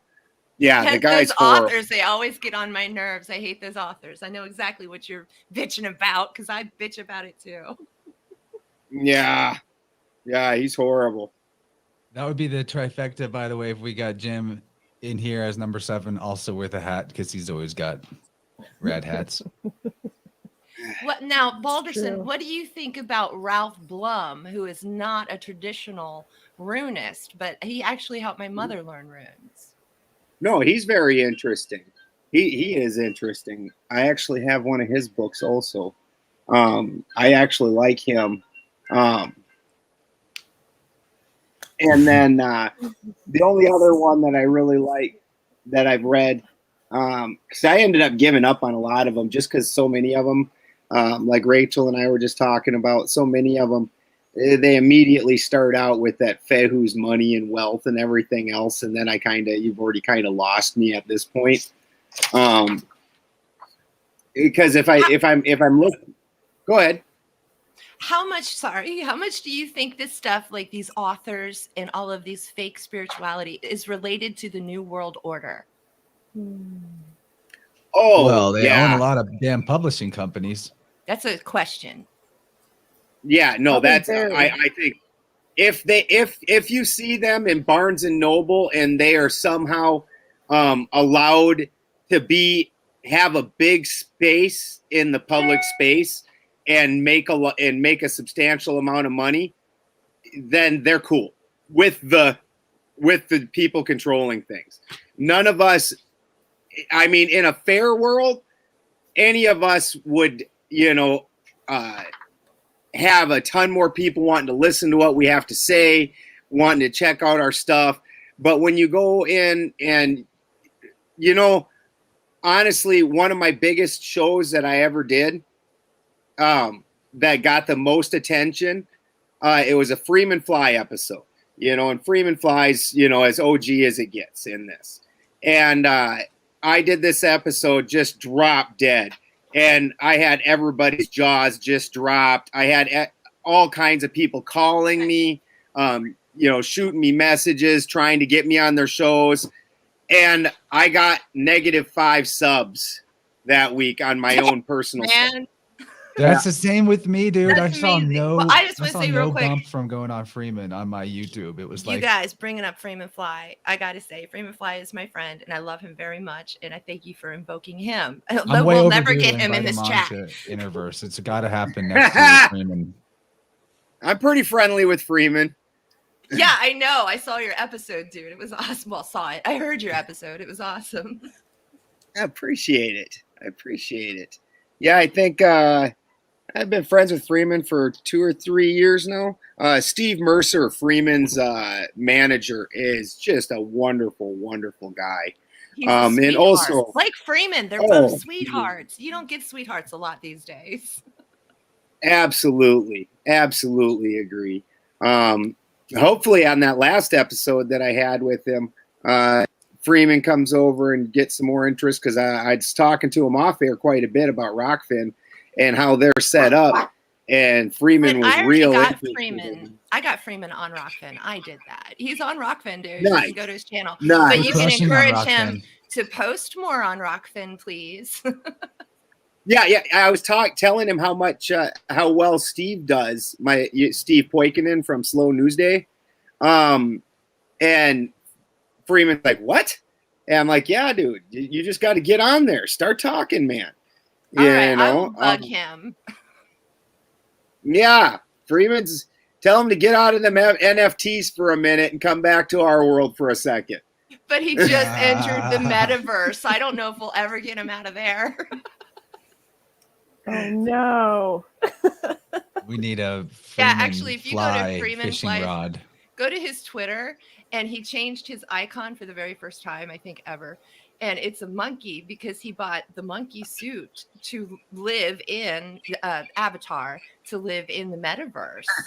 So if you check out Freeman Fly's Twitter, it has transformed quite a bit. I'm gonna go check it out. Yeah, he caught. Let's see, not this last time that it was on with Freeman, but the time before, he hit me with that NFT stuff, and I had no idea what he's talking about. And then he's talking about mining and all this, and I'm like, well, "You got a picture you mined? Like, what the fuck? What's going on?" And he just sideways, and I'd never heard of any of these things. He didn't realize how horribly.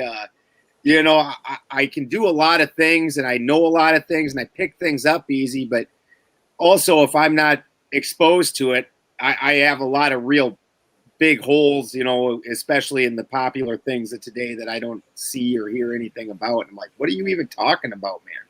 Well, what I've intuited from Freeman is he's used to people not understanding him. But yeah, I felt the same way. Like you're talking to me, but in Swahili, I do not understand. I don't even understand Bitcoin yet and how Rockfin pays people. So I'm still way behind.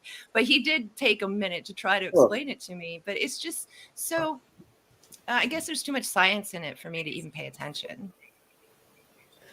Well, this Bitcoin thing, I'm actually kind of bitter about by the way that's working. Rockfin in and of itself is very generous and they're excellent. But then when you get into the whole crypto thing, like Rockfin puts it into your wallet. Well, then for you to be able to even do anything with it, you have to have other cryptos because it's an Ethereum driven. And I just learning this because I tried to send Jared money. So you have to. So I tried to send Jared his percentage, and freaking then these little things come up. You know, it's a gas tax. They call it a gas tax. Yeah. Well, and then also a mining fee. This is Gabriel shared this nice one, dude. The original NFT. And I'm going, oh my god, why do I have to pay a mining fee on something that's already been minted and given to me? I don't understand. It's already been mined. How do you mine something that's minted? This is confusing as fuck. And then so they want small, you though, to right? Like pretty, like very much the fee of a fraction, the mining fee for the gas. Oh no, it's like 30%, bro. It's like 35%, bro. Oh, to try and trade your money. It depends on the day. It depends on where you're going with. But Chance, every time I've checked. It's worked out for me so far. Yeah, you have done this. Chance is the only one I think in the room who's actually converted Raycoin to cash. Is that true? Can you tell us your story? No, I haven't turned it to cash. I've turned it to Ethereum and to Bitcoin. And then what does Ethereum and Bitcoin do? How does it become money, Chance? How does it become money? Well, there's a lot of possible ways, but you got to decide for yourself the way you want to do it. And if you want to just find a simple, easy way, they exist. But then those are very transparent to like the government, I guess. And then there are more sneaky ways that you might go about it, but they're trickier. Well, I think we need a class on this. I'm not the teacher of this class, let me tell you. You know, find one and bring them around. I need the fucking class. Here's the thing. There are people out there who are maximizing on this and offering classes to teach you how to trade. Like there's already a multi-level, there's already an MLM setup for it. One lady almost got me to do it. Like I look at everything very skeptically. I'm like, oh, I'll try this, you know, just to see how far I can get before I'm like, oh, okay, yeah, no. But that was a thing. It looked very, very professional. It had all these great reviews. There's all these people telling you how to do it. And it was too MLM-y for me. You know, which was too bad. Because I hate if you want to pyramid teach schemes. somebody. I'm afraid that we are in one. Well, yeah, if you work for a corporation, you are in one. But because that money goes up to the top. And the whole MLMs try to tell you the pyramid is flipped, where we all benefit. But no. You guys, there's a teacher. There's a teacher who's hilarious called Kit Boga, Kitboga, and he calls scammers on the phone and messes with them for hours at a time on Twitch daily. But he also does classes on these people and how to get out of scams or how not to be scammed in the first place. So I highly suggest Kit Boga. Good tip. It's too bad because it's like, I think plenty of people want to learn about this stuff. But when you put it behind, you know, it's like, okay, you want to be compensated for your time. I get that. But to promise people, oh, we'll guarantee that you're going to make this much trading. We'll give you our trading platform to use. You know, I kept checking up with the lady, like, bless her sweet heart. She was trying to do this. And I kept checking up. I'm like, have you traded anything? Have you cashed out? You're spending hundreds of dollars on these classes. Are you making any of this back? Like, Well, you know that's what's the also important weird part. is a lot of these people do these coins and just want to hang on to them, and like you're just saying, don't cash out. And they're like, yeah, I'm all invested. And even actually, Sam Tripoli, when him and Brian Callen were talking about it, and Brian's like, yeah, if I got this and it made $1 million, I'll sell it. And Sam's like, no, you don't want to sell it. Then people will think like, why the fuck wouldn't you want to sell it? Isn't that the whole point? Yeah. These people are in a very different tax bracket than us. And we don't really talk about that enough, class warfare. Yeah. Well, Yeah, and and in Sam, I like Sam, but isn't he an actual employee of Rockfin too? Sam's got his finger in a lot of pies. Sam is not, he's an owned man. You know that. I mean, he's a professional comedian, dude. Yeah. No, he's not. He's yeah, he's like their director of something. He's like their director of expansion or something. Actually, he's in charge of comedy and spirituality at Rockfin. Right. They need a new spirit. No offense, Sam, but like he should just be the comedy guy. That's too But many the hats. thing is that spirituality has started making money, and that's why Sam's in spirituality. And I mean, that's why Rockfin put him in there. He's a celebrity. He's a big guy, and he's interested in the loosh. And he's very interested. He's like a Joe Rogan type, don't you think? Mm-hmm. Mm-hmm. My wife He gets would. around in those circles. My But wife he was agrees. cool and receptive. He was good on when I went on his show. I did enjoy it. But I it was love going weird on 'cause Sam's show because you it's can not mess with like him. other shows where there's all this space. I felt like I really had to be like, okay, let me actually make my point because there's a time limit here. Yeah. You know, Really? all this- Who is like that? I was on his shorter show that was called Zero. It's his. Oh, yeah. Another show. So all this industry with the crypto, it all reminds me very much of the feeding cycle for the giant squid, and how the giant squid never comes into the light of day. They stay down in the murky. They never do any work. All they do is they just breed. And their babies go up to the light by instinct and do all the work. And they go up to the top to get the plankton that's in the light of day.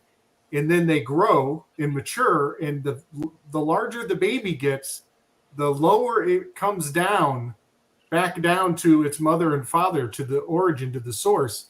And when on its way, it's getting eaten by other squids periodically. And so they're just growing and growing by consuming one another. And then once they get down to the bottom depth where it all started, where the origin point, that's when mom and dad eat the babies. And that's what I think. What the fuck? It's a Saturn fish, dude. It eats its own children. It eats its own children. No, but how They do don't they have survive? hearts, right? It doesn't make a lot of sense. How do they survive? Tell me that, like as a species. They just make a bunch of them. Make a bunch of babies. You got to have a whole lot So of you babies. you can't eat them all. Is that the point? Well, they eat each other, and then you eat the cream of that crop. Yeah, that's my Very philosophy. Ouroboros.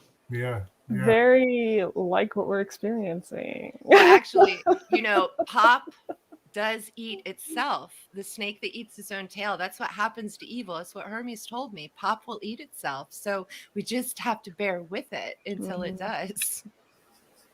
Yeah, but everything, the seeds of its own destruction are buried inside everything. Good, evil, the whole nine. Everything, every single plant has its own yeast that's going to break it apart and deteriorate it down inside the plant, just waiting to come screaming out. Even your human body will ferment. Yeah, the seeds of the destruction are planted inside of every single thing without a doubt. It's going to fall. Yeah. Except for the multi-dimensional things like love and the higher realms. This place is impermanent. That's what Buddha told us. This place is totally impermanent. So enjoy it while you can. And that's what I try to do. Yeah. Well, and enjoy the impermanence of it. I think that's key too.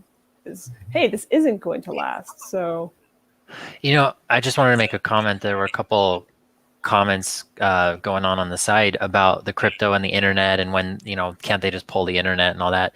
Those that are in the know, or that are I wouldn't say they're the ones taking these classes. They're the ones who figured this out, this whole scheme early on. You get into like hard wallets and things like that, but it goes beyond that where people are, I mean, I watched a video. So I think we paid, it was a subscription we had. Someone did a special video for their Patreon followers, and they talked specifically about how to buy a very specific type of computer, and then to wipe the computer a certain way. And you had to like buy 2 computers, set up one a certain way. One of them never touches the internet. One of them is your hard wallet. You have to overlay Ubuntu Linux over Windows. You can't use any Windows, any Mac. That's completely out of the question.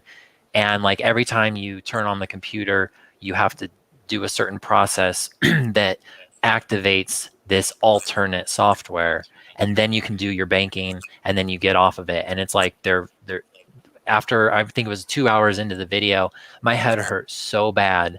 Yeah. But the only reason I'm going through the process is I had somebody recently come to me, and they said they were doing a reading, and they were just a very supportive individual that came into my life and said, you know, Mitch, this is your time, like financially. They said something's coming for you in a good way. I mean, and I thought like, okay, you know, everyone just thinks like, am I going to win the lotto numbers or what?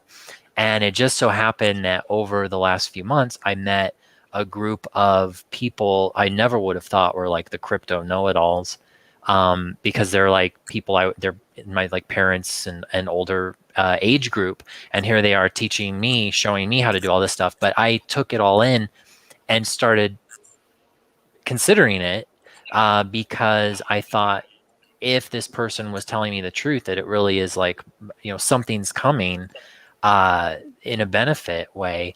And then there was another gentleman who is a crypto trader who told me, he's like, Mitch, I just have a feeling like this is your year to figure out like the abundance and all this stuff so that I can like fund the projects I'm doing. And so I keep going with it, but it's such Jupiter and Venus are doing some things soon. I mean, it's such a headache, and it's so, and also, you know, I know it's a Ponzi scheme, but the way what people will do is they'll get all their money to a certain degree, and then when it gets opened up to everybody, or everyone catches on, basically everyone who's busy watching CNN right now, they're going to be like, oh crap, the dollar's gone, and they're going to be converting all their money over in a, you know, an appropriate manner that the government will probably orchestrate, but they're all going to shift their money into these alternate currencies, these digital currencies that will make everyone who got into it early incredibly wealthy, because, you know, if you bought an XRP at 10 cents or a penny versus, you know, 5.25, you're going to make whoever bought it you're going to make the person who bought it at 10 cents a millionaire, and you're going to be converting over $5 for every. So you'll just stay in the same bracket, or you'll be kicked down further in the line of class warfare, basically. Well, every economic reset is basically a big wealth funnel transfer. Yeah. Especially from those who are not early adopters. So, and then there's a great point made by Thoth Mark in the chat about how does this make crypto practical and a real case use to where it is worth what it is. Well, it isn't worth anything. It has no actual value. We did a really good episode earlier this year with Dylan Sakosio. Basically, we're going from. This was all about cryptocurrency and the plan. Like, look up crypto on Google. Just type the word crypto in, and the definition is actually very surprising. What were you going to say, Nicole? What's that? I wanted to thank you, Balderson. I wanted to say that it was actually my spirit guide that got me on Rockfin and got with the crypto, and he said it's time. I've known about cryptos forever, obviously, but this was important, and so I did it, even though I know it's tainted. That's how I feel about it too. I'm not saying don't use it, just be aware of what it is and could be. That what I was going to say about the definition. For me, it's no different than. Go ahead, Chance. I'm sorry. Oh, sure. Chance, real quick, the crypto means, as a slang word, an adherent to a secret creed or belief, particularly communism. That's what crypto means as a word, just crypto by itself. Obviously, that's not what people mean when they say cryptocurrency, but the whole move is part of the step towards the universal basic income and world communism. Now that doesn't mean we can't use it to our advantage. Yeah. but Also, it real is what it quick, is. is that I hate Bolsheviks, and this is what we're dealing with now. My spirit guide, they hate Bolsheviks. That's where I got the word from. They were like watching conspiracy videos with me, and I would hear Bolsheviks, Bolsheviks, and now I know. And so I hope we all do too. Yeah. Good call. Well, and in the forecast that I attended, that's what one of the guys. There was one guy that talked a lot about crypto, and his biggest point, he's like, whatever you do with it is whatever you do with it. But his biggest point was be educated. Whether you participate or not, whether like I would prefer not to participate, but it would still be wise to know what it is, know how it works. And if Seems it like can we kind of benefit have me. to. Yeah. I mean, it's just logical, and that's what wisdom is. And it's what knowing how both sides, I mean, if we're going to be in this spiritual battle, don't you want to know what the other side is up to? Don't you want to know how things work? Mm-hmm. Don't you want to it turn seems- their game into their monopoly money into actual gold? That is Yeah. That's why I the- think that's what it is. we need a crypto symposium for the spiritual people, dude. So yeah, people that who is really a fucking know. definition. A person having a secret allegiance to a political creed, especially Yes. communism. That's That's literally what fucked the up. word crypto means. Yes. Yeah. So I did a this- whole I- 2 hours looked with it up. Dylan about that very subject. I'll pull up that show and link it. Very deep shit.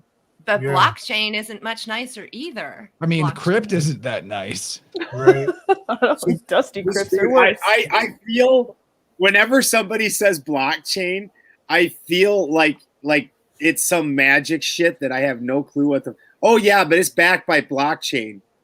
Do you know what a blockchain is? I do. And there's not What one the fuck blockchain. it It's is? a all bunch of part of the different matrix, technologies. dude. The thing is, though, Right.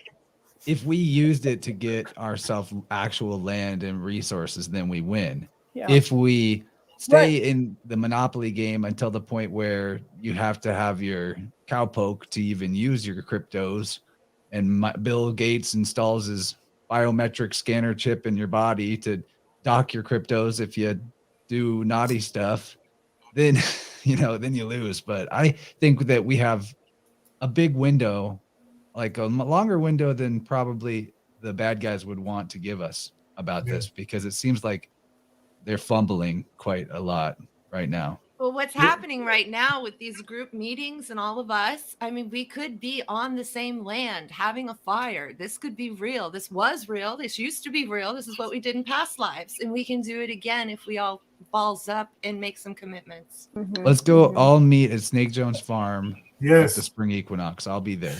Yes. I'm there. Joe suds his balls too much for me to be at his farm in the spring.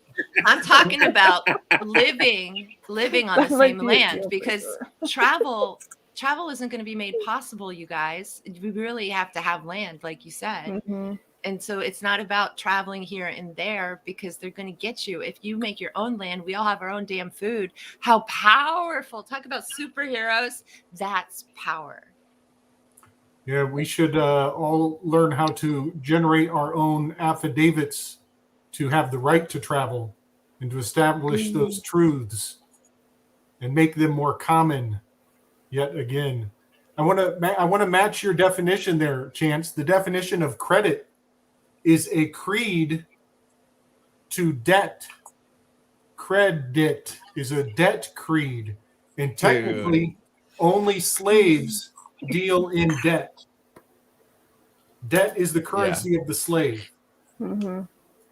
Debt is sin. This all goes back to the frickin' Romans. You know that. And then the Roman Catholic Church. And it's all been what we call the New World Order all along. Don't If get you me want to go started back, on I'll Rome. take you back to ancient Egypt, even before Rome, when the Abrahamics got us. So Well, don't get me started. Don't get me started.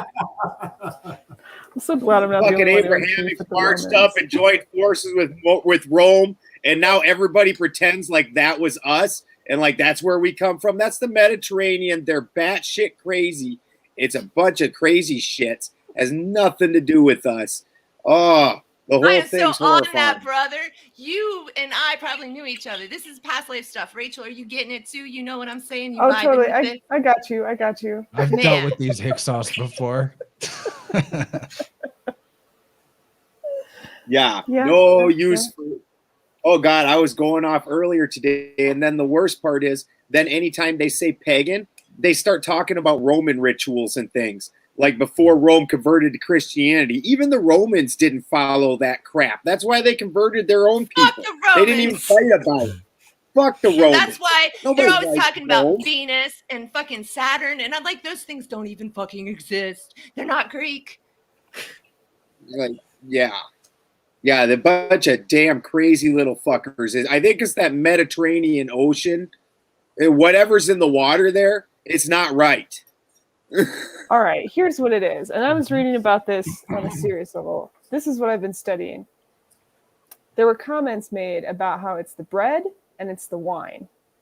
Bread and the wine. Because, I mean, I can try to pull up the quotes, but even Boudica was making these observations about the Romans. They're like, they survive on this pansy stuff. And if they don't have it, they flounder. I can swim through this river. I can eat whatever I want, pick it off the ground. So much stronger than these people. And that's how those civilizations, that's how the Celts fell. It's falling in love with wine and falling in love with bread. It's not that you can't It's the eat those sugar things. monster, honestly. It's Yeah, alcoholism. it We're degrades you. allergic. We're allergic to alcohol. Well, a lot of us are allergic to alcohol. Beer's fine. And we're allergic to sugar. And alcohol and sugar, my point is that alcohol and sugar are actually the same thing in your body. Mm-hmm. Right? Does everyone know that? Yeah. The white worm. Yeah. And so wheat and bread, and when these things were introduced into the diet way back in ancient times, and they were used to excess, it made us stupid. Bread and circuses, that's the same thing, That's exactly what happened. That's why you have these stereotypes, and real life examples This of is real talk. You know, the northern peoples being alcoholics because they couldn't stop. They couldn't get off of that. They're like, the wine tastes so good compared to beer, which was probably a lot healthier for them. But it started so much earlier beer on. And mead. Mead. Beer and mead. Yeah. Health. Mead is good. Which You gotta have your mead. Very low alcohol percentages compared to the 30% alcohol wines. And some of those meads, fuck no, they don't taste good. Some of those beers, fuck no. I've got an ancient recipe fucking book that's just all those. And then another thing that isn't in most of those beers is hops. You man-tittied sons of bitches. IPAs. And that's how the New World Order, as I call them, we can call it. Is that why they That's like the original. androgyne gods? Because the men have tits. Here's something else to this whole equation is the word pagan in its time and place meant inlander. It's just people of the woods and stuff. Somebody who was removed from the waterways where the Phoenicians, and the traders were bringing their culture, proliferating it around the world. And what are we looking for right now? We're looking for the law of the land. We're looking for common law. We're looking for standing under our feet. And that's how old this battle is. And damn, dude. That's true. Yes. You're going to find it in nature. You're going to find it there. Yeah. The thing is that the bread and the wine and alcoholism and addiction, all of these things is how we are controlled. That's why in poor people areas, you will see alcohol on every corner. There's also a funeral home. Are they related? This is all evil or the New World Order. And I wanted to say, a gun store. I wanted to announce here for the very first time that I'm going to be doing some recovery work with my Rockfin audience. Whoever shows up, that'll be free. It's going to be live streamed about 4 weeks of I haven't picked the day yet, that we are going to go through emotional recovery together. It's the hardest work you will ever do. But this is serious, and I've never brought this to a large group before, but I'm going to be there emotionally for all of you. And we're going to go back into our childhoods. We're going to look at our parents. We're going to look at all of our addictions and our problems. And we are going to take a big swim in Lake Me, you guys. So please join me. I'll be announcing that soon. Okay. Beautiful. This is the time of year for it. Perfect. I love it. Now, I want to bring up something because we talked about Gabe just brought up the maritime and that they're coastline. What does your shirt say, Chance? Susquehanna Alchemy. Mike Ron. Nice. Nice. It's a pretty good shirt. Yeah. So Nice. I noticed we call them the mafia, right? But that's also a gang. And I looked up the word gang on a Weaving Spiders a couple weekends ago. And I'll screen share it so you can read along. But a gang, it has some very interesting meanings. Obviously, you have the meaning we're familiar with, but older meanings would be a number going in a company, so a corporate concept, or a gang of thieves. We know about that. It's also in seaman's language, a select number of a ship's crew appointed on a particular service. And then in mining, a course or a vein, basically the earthy, stony, combustible substance that contains the ore of metals or is mingled with it. So that's called the gang or matrix of the ore. And I found that really interesting because we equate the medical industry with the mafia. And what are they? They're docked ores. They dock the ore when they deliver the bay, a bee honey maker, the bee of the bay, because Yep. everything's aquatic with this. Yes. Bay, Anyway, a bay is an entry point. It's in between. It's in the gates. That's a good one, and that makes me think of gangplank. A gang load of gold is is a vein of gold. It's my day right there. hey, so this is fun, but we're gonna move towards the ending. Nice. I know no one wants to, but we have right after this an entire additional stream on the Weaving Spiders Welcome channel called Flow State. Maybe heard of this before. Jim Maiden does this, hosts this, and we get together. Me and Gabe will be there. Pretty sure Rachel will be there, and we read books. We read like passages and poetry and chapters to each other. Interesting things. We have this type of conversation flowing and bouncing between ideas and connecting dots while the people on stage are doing art and pointing their cameras at the art, and people in the audience and in the live chat are encouraged to work on their art too. So we're stimulating the right brain and the left brain simultaneously, working on that mechanical left brain side, practicing a craft, and then the right brain receiving information and stimulation creatively. So it's really fun. Flow State. James, Are you thank going to be there, Chance? Who here is going to go to Flow State next? I always go. Three. Okay, cool. I can't. Got some art to work on. Oh, Mitch, you will have to next time. I would, I was thinking to myself, I was like, I could sit here and make Organite, but I'm in my office and the fumes would probably kill me. So, oh, yeah, don't do that. No, I mean, I would never, Listen. but yeah. And they really would. Oh, God, now I'm going to get so much. Get a lot livelier. I'm gonna get so much grief about the resin again. There are less dangerous forms of resin, and yes, I use them. So anyone who catches that and wants to write me an email about it, you can save yourself the hassle. So I Gotta say sniffed thanks for glue this, as guys. an 11-year-old. I just would tell you that, and the wall opened up and I saw angels when I sniffed glue as an 11-year-old. Oh, wait, what year were you born? 1974. Alex Jones and I Oh. had the exact same. So it was birthday. still toxic back. I guess it was, or it still had its yeah. All right. it was still Did poison you at that guys point. see the Clive Owen interview that I just hit, that just keep Clive dropped? DeCarl? Or Clive DeCarl. Wow. I caught some of that. It's It was late. really. Working on. I need to see Oh, more man. of it because it was really good. Oh, at the end, Clive. It's only Clive 8 o'clock. Yeah, I'm like a bird. Like I get up like my goats are screaming around at friggin' 5:36. Well, then at like as soon as the sun goes down, I'm like,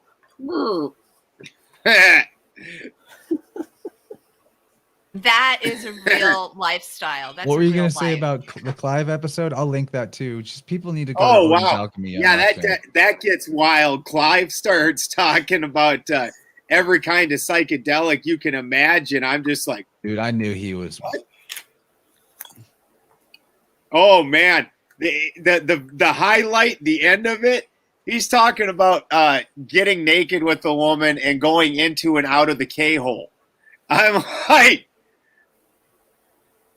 So what he's talking just about happened? horse medicine. He's on ketamine. He takes horse medication. Those rich people are weird. Ah!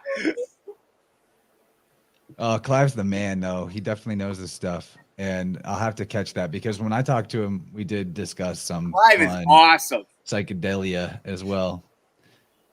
Jenny Yeah. says Clive's voice is unparalleled bliss. Yeah, he just sounds like 30 IQ points smarter because of the accent. Love it. No, Clive is absolutely fantastic, and 90% of the episode is just fantastic, and it's extraordinarily intelligent and very healthful. Not that that last part isn't fantastic. I just didn't see it coming. All of a sudden, I'm like, hold on. Are we just talking like down and dirty about psychedelics all of a sudden? Wow. Man's just being honest about his life, I guess. Oh, yeah, absolutely. It was a wonderful conversation. Definitely not something that you would expect if all you ever listen to is Crow with him. You know, it's because Crow is very proper. Yeah. And the episode is very proper. I get the same thing, though, because like the couple episodes or the couple shows where they're a little bit goofy and I can let loose, people are like, what? Like, yeah, I'm not that uptight. I live out on a farm. I'm covering 3 different kinds of shit at all times. How serious do you think I am about myself? So y'all, we're gonna do this. We're gonna pull the plug, which is tough. But before we go, I've got a big voicemail from Lindsay Sharman from Rogueways to play. So I'm gonna hang out while that plays, and that will be how I end this as well, because I don't want to take too much longer and cut into our flow state time. So you guys can dip or hang out for this if you want. I'm gonna hang out in the chat while we listen to this voicemail. She's gonna tell us her story about the windy day and also one day of brightness that's coming up. So also thanks to everyone who's been in this, and you're all welcome to call in another time. And it was quite an all-star cast. What a good time. Love you guys. Much love. All right, See you guys. Much We'll see love, everyone. See you, Mitch. Bye, guys. All right, I'm gonna play this Lindsay voicemail. Gabe, first to show up, last to leave. You're my man. Bye, buddy. Hey fam, it's Lindsay Sharman. I am so sad that I wasn't able to be on Vibe Rant tonight with Chance and all of you. It's such a fun time. I just had a crazy windstorm today. I live in Colorado, south of Denver, and we've had 100-mile-an-hour winds, I believe, all day long.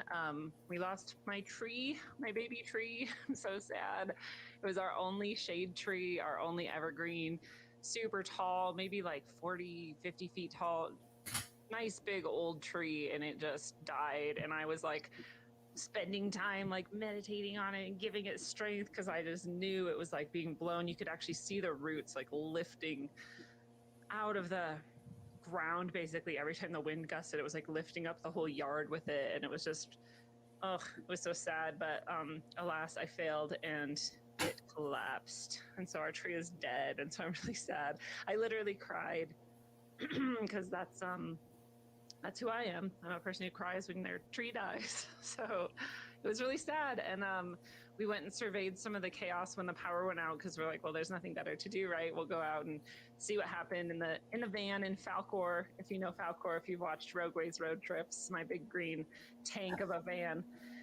And so we were driving around and seeing all the damage, and there was those huge pylons, or those, you know, the big power lines, not your kind of average medium or small size power lines, but those giant, you know, metal ones along this one main road were all just on their like diagonal, like almost on their side, like just pulling each other. I've never seen that big of these pylons falling over. And so that was the one that shocked us. There was semis. There was at least seven semis we saw that had blown over on the freeway.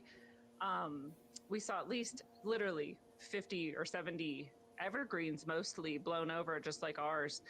Every single street we went down, every single block, there was at least one, if not 2 or 3 trees that had blown over. So a lot of damage. A lot of stores had their signs blown off, roofs blown off, like really crazy windstorm. So we were really lucky to just have a tree down and and lose power and nothing else happened. Our chickens are fine. Everything's good. But it was crazy. And, I was just saying recently on a couple shows, and I'm sure you guys have all noticed too, that we seem to be getting a strange weather event in every region as planned, just so we can all have, that next little hook, get us hooked into the narrative that climate change is real bad and we're all going to be scared of that again, and pull off some even more, degradation of our society and integrity and all of this. So clearly that's, the goal. That's what's happening. But anyway, it was very intense. It was a lot of damage done, and hopefully everyone's okay. But I therefore have no power. I had to drive up to Denver to stay with family so that we could have warmth, because it's going to be 20 degrees tonight. We don't have a wood stove or anything, and so we're lucky to have this option. And so I wasn't able to come on the show, and lots of other things got pushed around and out of the way too. But one thing that is definitely going to happen no matter what is one day of brightness, and that is this Sunday. If I'm not mistaken, there's at least 2 or maybe 3 or 4 tickets left. And if they run out and you're desperate to come and you really want to join us because it's such an amazing day, then just let me know somehow, message me, email me, or whatever, and we'll see if we can squeeze a few more people in if we need to. But I'm very excited at all of the people who are coming. I'm very excited. If you've been there before, if you haven't been, you've probably heard us talk about it a few times, and we really are telling you the truth that it is an amazing experience for everybody involved. And I really encourage anybody who hasn't come and who has thought of coming to come, because you'll never regret it. And you will always be glad that you did. You get skills that you get to take with you for the rest of your life. But it's also the experience of that day itself in the moment is unbeatable. We really go deep. We really create a beautiful field together, and it makes it much, much more easy for any of us to connect in to whatever you want to call source, God, the flow, whatever it is to you. It's so much easier in that sort of group shared intention of really beautiful energy and all these people coming together. So, while we have these amazing practitioners and master teachers who come in and share and guide us and bring us these experiences and teach us knowledge of what to do and how to use our bodies and our minds and our hearts and our souls in all these different ways, and give us really applicable, practical approaches to bring this into our daily lives. And we have those people, and they're so awesome. It really is also all the people who come and the field that we create together, and just how beautiful that is as well. So the combination can't be beat. It's just more affordable than anything like it. And we're so excited. I'm so excited. It's so exciting every time. But it really is true. I did a full cycle. I started in winter of 2020. Is that right? Yeah, 2020, winter solstice, making it a bright winter. That was the goal. And so we did this event on the solstice. And then when equinox rolled around, spring equinox, I was like, that was really awesome. Let's try it again. We did it again. It was just as awesome. I was like, okay, we're going to keep going with this. We did fall. We did summer. And now here we are back to winter. And so it's full circle. We're starting again in the next cycle. And this winter solstice is also very special. I know many people have felt it. I've been talking about it for 3 years. 3 years ago, before the solstice, I said there's a 3-year period that's starting now, as far as what I'm receiving from my guidance and channeled information, and it ends this winter solstice. So whatever that period has been for you over the past 3 years, it's closing in a way.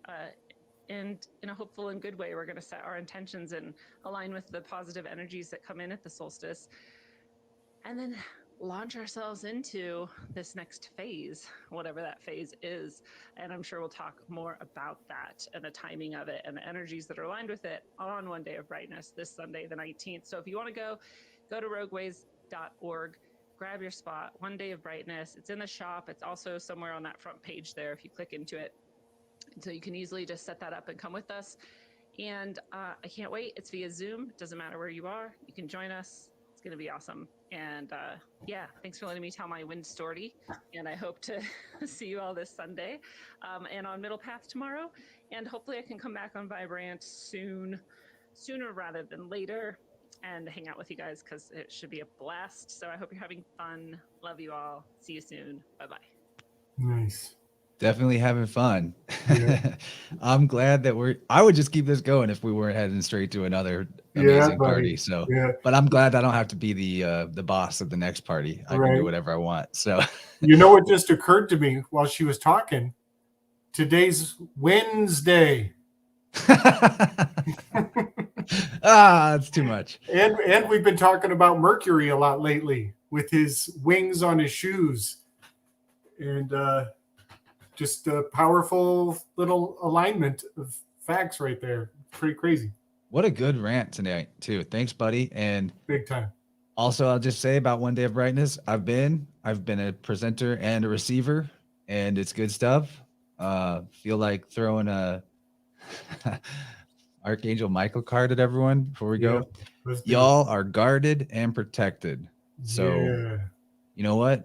Ask your guides, ask source, let them know you're open and receptive to the guarding and protection.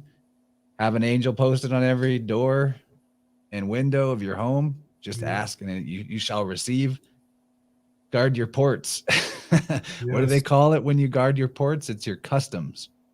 Yeah. Nice. So make sure that your customs protect your orifices. Yeah. GAP. Guard and protect the gap. All right. I love you all. Thanks for hanging. And we'll see you on the Flow State or on Vibe Rant next week or sometime down the line. Much love, everybody. Much love.